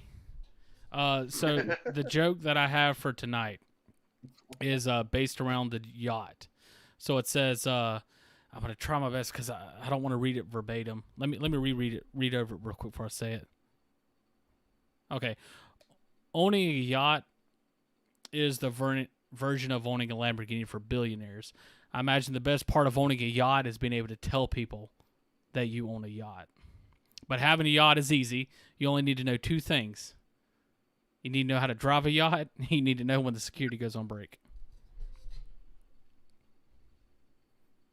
I think everybody agrees. They get that was a joke. They just don't agree that it's a good one. No, yeah. No, it's not that. I can tell you, and I know what Pat's doing too, because being comics, our natural instinct when we workshop jokes is we're listening. Mm-hmm. And if we're not laughing at the end, it's because we're immediately you're thinking about it. Yeah, if you mentioned owning a yacht is like being a vegan.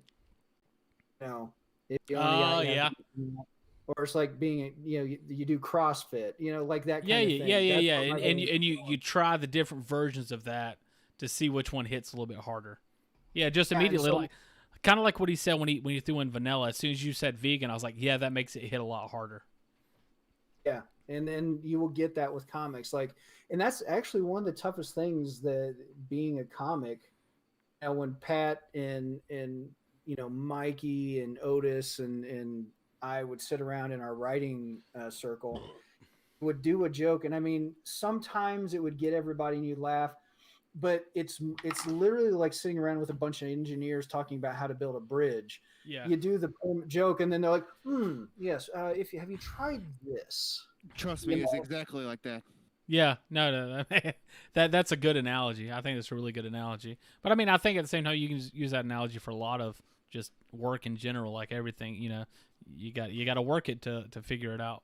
But okay, and I think what just happened is something that I didn't expect. That I think is interesting. I expect you'd bomb or not bomb or would go to the next person. So I like, and it fits with the show is like you guys going through and explaining like kind of the critiquing process, and obviously we don't have to do that with everybody, but I like that idea of just showing the writing process of writing jokes with these little jokes that we had a few minutes of doing. But anyways, I think the next person is Sean, I believe.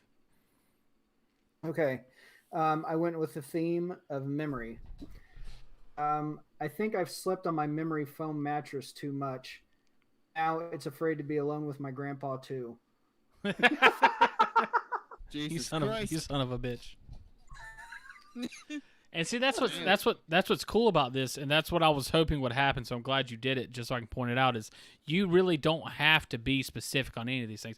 You just took the word memory and you made your joke about that, and that's what I wanted to make sure that point got across. Is just take one thing there and just make a joke out of it. I mean, it can't be as simple as using the word "a," but I mean, I guess fuck if you did it right, you could. So I believe it's Pat's turn. I mean, if anybody else has anything to say about that, I don't know. You misdirected me and everything. So I mean, it worked. A good damn joke. I think everybody laughed out loud for that. I know Sean's humor, so I know I have an idea of the direction we're going, but I still laugh my ass off. Yeah. I actually wrote 2 jokes, so I will. The more the merrier. Read them both. My shrink asked me, "What do you daydream about?" I said, "My past, my future, doing rescue missions to save the president using the awesome karate skills I never learned." Hey, that's a good relatable joke. Yeah. Hey, I imagine I'm an eldritch horror and it's terrorize. Well, I like to think that's the idea of the joke is the absurd daydreams people have that they could never be a part of. I don't know what the term scab is, but I can still enjoy the joke there. A scab is somebody that crosses the picket line. Okay. And seeing again, that's like the only critique I can make is just from that perspective. Is I didn't know idea what a scab was. So, and I imagine you would kind of work into that before you hit the joke to kind of explain that in some way, or maybe not. Maybe. Sure. I will. I mean, I don't know. I feel weird trying to critique anything you guys say. Yeah, shut your mouth. Everybody has watch a live comic. You know what's interesting about that though? Like Pat throws out that term scab, and like I know what it means, and I don't. Matt, did you know what it means? No. Okay, so there are two. So basically, 50% of the room understood that word and what it means, but used contextual clues to get to exactly. Like I said, I was still able to laugh at it, even though I didn't know exactly what a scab was. You use context clues and get there still. Yeah, and see that's one of the dangers of comedy, and that's again with the psychology and understanding demographics. I'm glad that happened because it's like he used a term that to me is like, dude, everybody should know this, but that's me being in my own head, not thinking about there's literally 50% of this room that may not understand that term, and that doesn't mean that you guys are idiots or anything. You're just not aware of it. Yeah. You know what I mean? So that's one of the dangers of stand-up. Is that if you don't know nothing until you know something. Exactly. You're lacking information, but the thing is he took that risk and it landed pretty well, but it's like that's still the danger. So you have to be careful when you're crafting your material, knowing that this might not hit because somebody just might not know the term. And that's why I was saying, like, you could do the build up where you you sneakily explain what a scab is before you tell the joke, because that joke's a play on words, so you can't tell that joke any other way. So you have to have the listener know what a scab is, or just rely on the fact that they're going to follow the context clues to get there. Now, if I were to tell that joke, I would tell it here because it's a union town. I would tell it in South Bend because it's a union town. I wouldn't tell it in the South because there's no unions. We fucking hate unions here. And again, that goes into another whole aspect of the writing process of telling jokes and stuff is like you said earlier, knowing your crowd, knowing your demographic and stuff like that. What kind of commie shit you telling here? Which double entendre too, because being from the South and you hate the union. Okay, you beat me to it, you bastard. I was trying to get it in there. So I'm really over me. And just like with the regular version of Take Your Shot, like that's what I love about this is you're able, like, things are able to go in such a good way away from what I envisioned it would happen. So it's really cool. Like we're really able to dissect these things and kind of like help do those kind of sort of teaching moments in a way. And help people understand how, like, jokes and not even, I don't want people to understand how jokes are formed, just understand I don't want to necessarily say volatility, but like the variation of the way jokes work in general. It's not a cut and dry, this is how you do it. It's definitely a skill, 100%, from what I see. It's a commie skill. All right, so I guess it's my turn next. Mm-hmm. Oh my god, this is gonna be terrible. Go ahead and let y'all know. That's a good way to start off your joke. Yep. I did the same. I wrote this. Yeah. Oh yeah. No one told a joke beforehand, except you. You can say, and to be fair, I wrote this joke 5 minutes ago. All right. Yeah. Well, yeah. To be fair, this is a 3-page joke. So. Jesus Christ. I wrote it in like a long form story, like comedians would tell on stage. Just to open the joke up, I have ADD. And sometimes. Prove it. Huh? Prove it. Yeah. Are you heckling him on fucking? Shut up, man. I've known him for like. I've known 25% of the fucking crowd.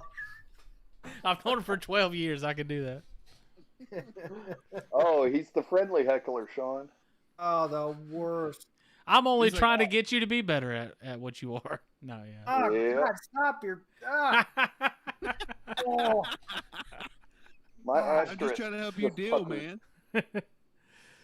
Seriously, friendly hecklers will fucking come up after a show, after ruining the whole thing, and they'll be like, "Yeah, that was great, wasn't it? I really helped, didn't I?"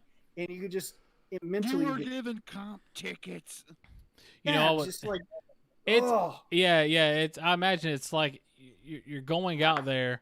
And it's like pretend you're in like a war zone, like you're out there fighting the enemy, and your teammate turns at you and starts shooting at you, and you have to dodge those bullets. Like, you're gonna be much better when you have to dodge their bullets. Well, you tried to kill me.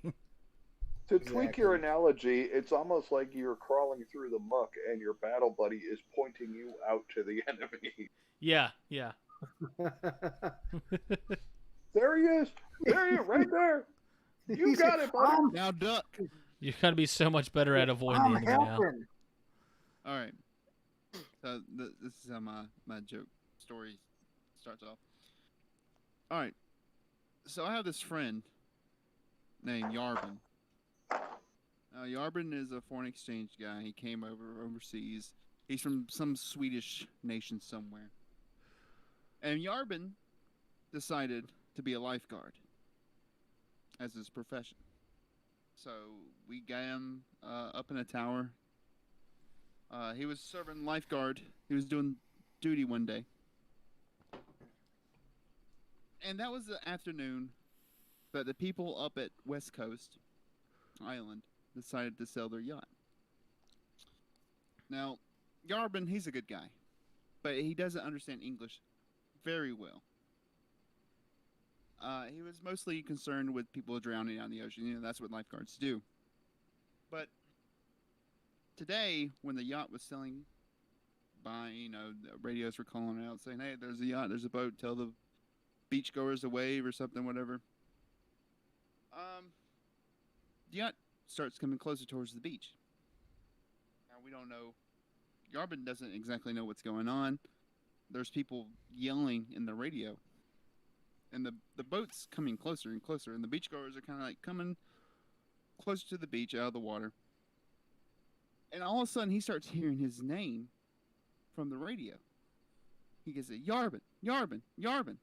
And he's like, I don't know what's going on. So he takes out the radio and says, "This is Yarbin." And he's like, and all of a sudden the radio starts yelling, "Yarbin, Yarbin, Yarbin." And he's like, "Yes, I'm Yarbin. I'm right here."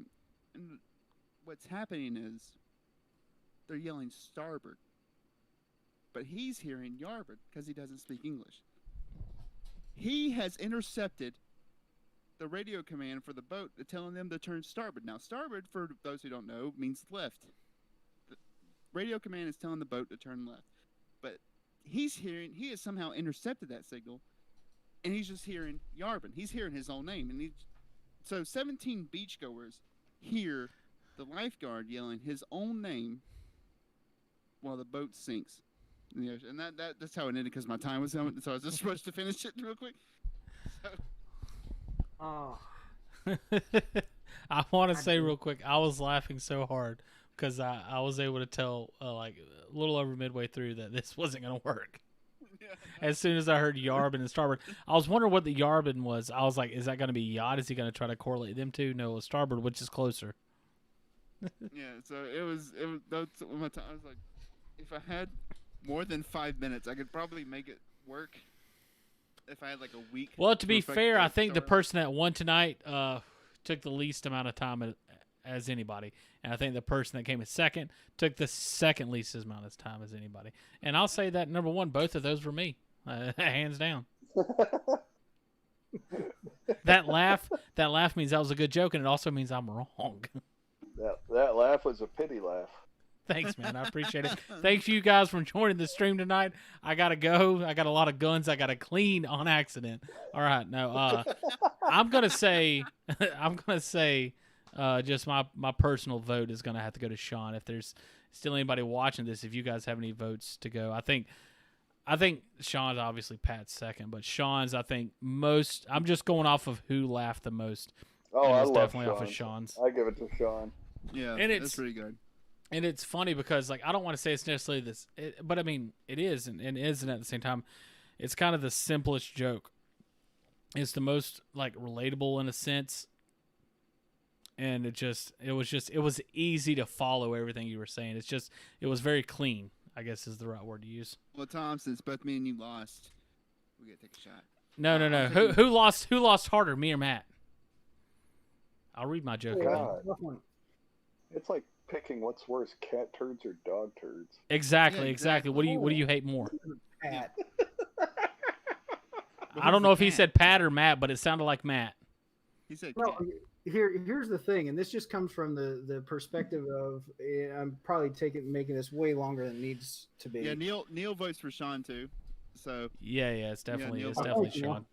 all right, Neil. We're not saying you're the best joke writer. We're just saying you're the best joke writer out of the jokes we wrote tonight. Neil. Who lost? Who lost, Neil? There you go. There we go. We'll ask the audience. I think Matt's at a disadvantage because they had more time to listen to how bad it was. Well, it's just what it's a structure issue. I will tell you that right now because I'm a storytelling comic. It is simply a structure issue because the thing is, I could see the points where like that story could actually be entertaining, but again, it's the not knowing. It's not that it's not funny. He just doesn't know how to make it funny. No, Yeah. no. And I think You that's I one would of have the. edited. Matt, sorry. I could, think- I could have edited 2 painful. pages of it. All right, Neil voted for me, so I'll take a shot with you, but I think one of my favorite things about hearing comedians talk about jokes and stuff like that is it just shows like the versatility of writing comedy. Like you could have a joke, say you have like a story you're gonna tell, but Well, Neil, I'm then taking a you have a Carolina Reaper. joke over here that works pretty well, but it's not your best joke. But if you take out those meat and potatoes of that joke and you're able to insert it in this story joke there as just a little laugh in between, it's such a cool cool idea. Is like this joke was kind of like it's a good joke on its own, but like here I can just pepper it in, and that's what I think Mass was missing, and it's hard to do that in this format. Is to not only write a joke but pepper those little laughs in between, and so I think that's one of my favorite things. That's why I like story jokes. I think what killed it was naming him Yarbin. Yarbin. So I'm gonna take a Carolina Reaper shot. Speaking of which, May 22nd. Yeah, oh, we got a date now? We got a date, May 22nd. What's happening then? Me and you will be live streaming, and this is in 3 weeks. 3 weeks from now. Tell them the reason why, so they want to come. We'll be live streaming a charity event for Helping Hands, a foster organization here in Aiken, where we're going to raise money, and every $200 earned, I will be eating a Carolina Reaper. And I know what you guys are thinking. These guys should not be using any of their hands to help a foster kid. I agree. But we're going to. So every $200 raised, I'll eat a Carolina Reaper. And maybe Tom will eat one too. I'll eat at least one. I'll promise at least one. I'll stagger one of mine.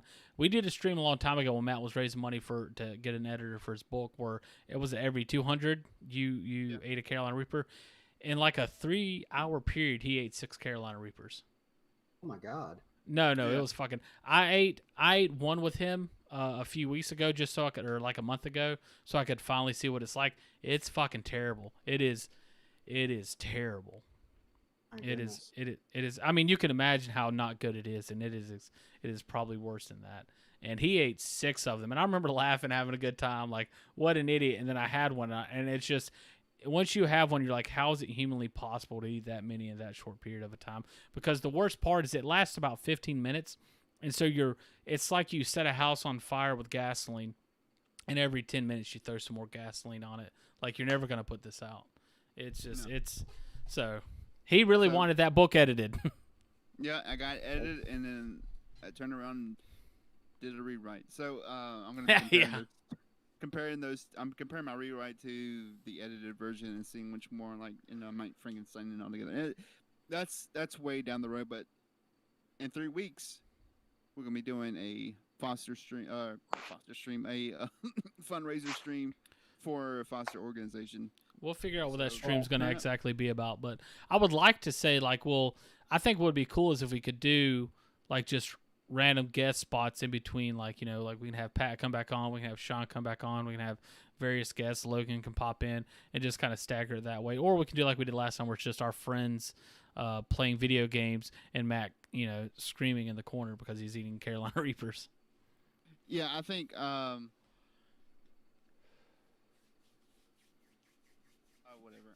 Sorry, I had a message and I thought it was important. But yeah, I'm thinking since we're going to be streaming it on the Rough Crowd, we have all the Rough Crowd guests come in. So if you and Pat are down for May 22nd to pop in for maybe 30 minutes or so. If it's for charity, I mean, I like hanging out with you guys regardless, but, especially if it's a charity situation, I'll be happy to pop in. If it makes you feel any better, just remember your appearance could help contribute to not only foster children, but to Matt being in pain. So that's really more worth it. Yeah, and that's the hook. That's the hook. You come for the foster kids, you stay for Matt screaming.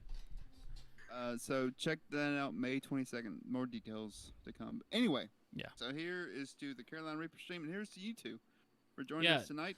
We really appreciate this, and before I take this shot, I want to say that this is one of the more fun. I would say funner, but I got a friend that would slap me for saying that word. This has been one of the more fun streams I've had in a long time. I've really, really, really enjoyed this. It's been a lot of fun. I hope you guys have enjoyed it as well. Oh, I had a blast. Absolutely. I think my favorite part is watching you two take shots. Yeah, I'm going to regret that one when my wife comes home later and says, how many did you end up taking? And then I got to lie and say 2. And then hope she doesn't watch the video because, that's the best part of this show is nobody watches the video. Actually, no, wait. That's the worst part of the show.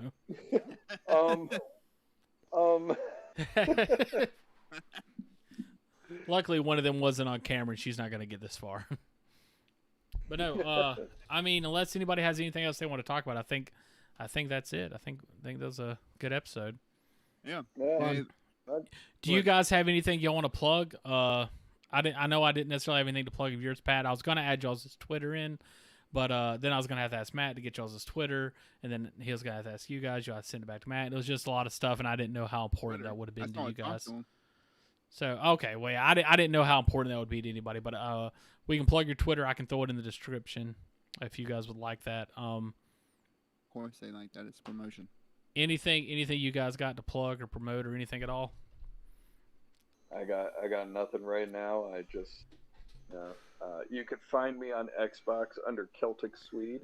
There we go. I've been playing Call of Duty Warzone if you want to join, and played with this summertime Santa looking motherfucker.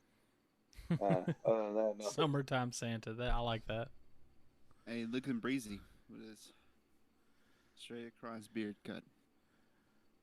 I don't. I don't have. Honestly, this is a lot of comics and performers. A lot of stuff got canceled. So I don't have anything on my radar. And frankly, once my my semester's over, because I'm in grad school right now, I'm gonna take a break. From pretty much everything for about a month, because I need the downtime. After that, I'm going to be pushing my book Prisoners, trying to get that traditionally published. And that's about it. I want you to let me know when it comes out. Well, I want to say real quick is Slave Trade: Rise of Justice, is that still on Amazon? Well, yeah, it is. Okay, well, I would highly recommend anybody going and checking that out. Again, I think Matt bought it, but I took his copy. It's like under $10, isn't it? Yeah, it's super cheap. I traded. I'll say it's very cheap, especially for what you get out of it. It's a good book, and I can say 100% that it's gonna take you on a journey that is rough. It's fucking tough to get through it, and then there's gonna be some twists that are gonna happen that you're not gonna expect. And I can say that 100% because I didn't expect them. Not at all, and that's after talking to Matt about how there's going to be a twist I won't expect. So it's the best way I can explain it is there's probably books I've read that's better than this book, but I don't remember those books, and I will never forget reading your book. That is the best thing I can say, even though it sounds like a slighted compliment. It is going to sit with me for the rest of my life. It's backhanded that dude. Yeah, backhanded. Sure. There you go. It's worth reading. And the price for entry is not high, so go check out the Slave Trade: Rise of Justice on Amazon. I had something else. Something else I wanted to kind of plug, I guess, for both of you guys, sort of, is that with this episode, I would say if you have the opportunity, if there's a comedy club in your area or anything, go check it out. Get the firsthand experience of what real comedy is like, and get a good understanding of it. Don't go there being an asshole. Go there being a person, wanting to laugh, but understanding you may not sometimes. But go and be a good patron and enjoy some real fucking comedy. I think that's something that I'm going to try to do. Actually, I was gonna say that I'm not going to make any promises, but what I would like to do, going into another episode with both of you guys, is to do an experiment where Matt or myself, but most likely neither of us, goes and tries an open mic night. Do a 5-minute set. If you make it a challenge, I will definitely go. Okay, making a challenge. Me and Matt's going to go do an open mic night, 5-minute set, try to film it, and we will come back and we'll talk to you guys, so then we can have the first-hand experience of what it was like to do that first 5-minute set. And then you can judge our sets. And we'll give ourselves... Sounds wonderful. Okay, yeah. Okay. Cool. No, just fucking with you. No. It's something I've wanted to do for a while, and anybody that thinks they're half funny has wanted to do for a while. It's something I've really wanted to do for a while, but there's so many reasons not to. So I would like to do it. I got an old cicada character wanted to do. Oh yeah, dude. It's fucking stupid. But yeah, I would like to do that. Me and Matt both try to do a comedy night. Just go do a 5-minute set, come back, film it, come in here and talk to you guys about it. I mean, this show's gone on for what? 2 hours. Shit, it's saying 21 minutes, so it must have cut off and then restarted or something. But yeah, like 2 hours. So we can easily fit in a couple 5-minute sets there, and react to it. So I think that could be a good bridging of the gaps between, you know, fucking first time seeing it, some people that are experienced, been doing it for years, and then what everybody already knows is what you see on the stage, and really give a full breadth of what real stand-up comedy is like. Well, in fact, I'll do you one better, and if Sean wants to do this too, I will send a clip of one of my last sets that I recorded a couple years old, but I will send a clip, and we can compare that with it too. There you go. Sean has it. I think that'd be good. What I could do is I could set up a screen with all of our, you know, cameras at the bottom of the screen, and then at the top it'll play each of our sets, and we just do like a regular reaction video to each of our sets. Yeah, I think that could be good. Y'all wanna make it for August to come back? I was gonna say not a time frame. Let's do the shit, and then we can pick a date afterwards. Because who knows how long it's going to be until we do that. I know I can go. I have a city that I can go to and probably do an open mic. I imagine. Do you have one, Matt? Yeah, I can go to Augusta and do it. Okay. It'd be better with friends. It'd be better with friends there. But if you want to fucking hardcore this shit, we just do it without telling our friends. I just say just fucking do it and just get the video. Like if we can get friends there, we can.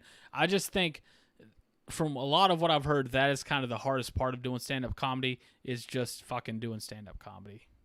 Mm-hmm. Yeah. And it's like that with it's jumping in the pool. It's like that with a lot of stuff. So I think that would be interesting is seeing us here now talking about how let's go try to do stand-up comedy. That'd be fun. And then seeing us being like, hey man, you don't need to go do that. You know, as a grizzled vet coming through off of doing it once, being like, don't fucking, that's terrible. You're gonna hate yourself afterwards.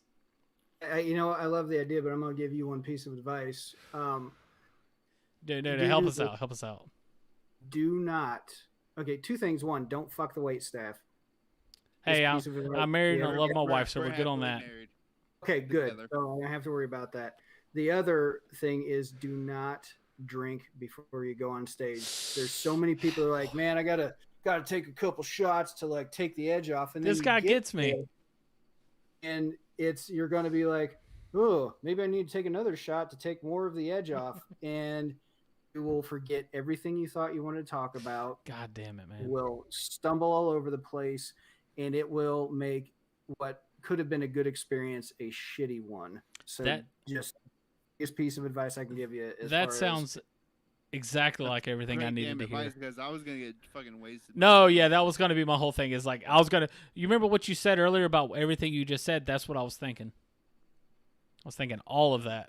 So I'll stay clean until the set. It's like Sean has done this before in some form once or twice. Yeah. So. Oh, trust me. If we had another hour to burn, trust me, Pat and I could both fill you guys with loads of information to take into the. I think you guys have given us way more than enough. So I like to think we're at an advantage. So you chatty fucking Cathys. I think almost at the end of the day, like the goal is to go up there and bomb and then laugh at that. So no matter what happens, whether it's good or bad, it's going to be a fun thing to talk about later on down the road. So I think we'll go ahead and end the episode here. Thank you guys for checking out the Rough Craft. This has been one of the best times I've had on the Rough Craft. So thanks to everybody that's been watching, and we'll talk to you guys again at a later date and time. Thank you. Y'all have a good night.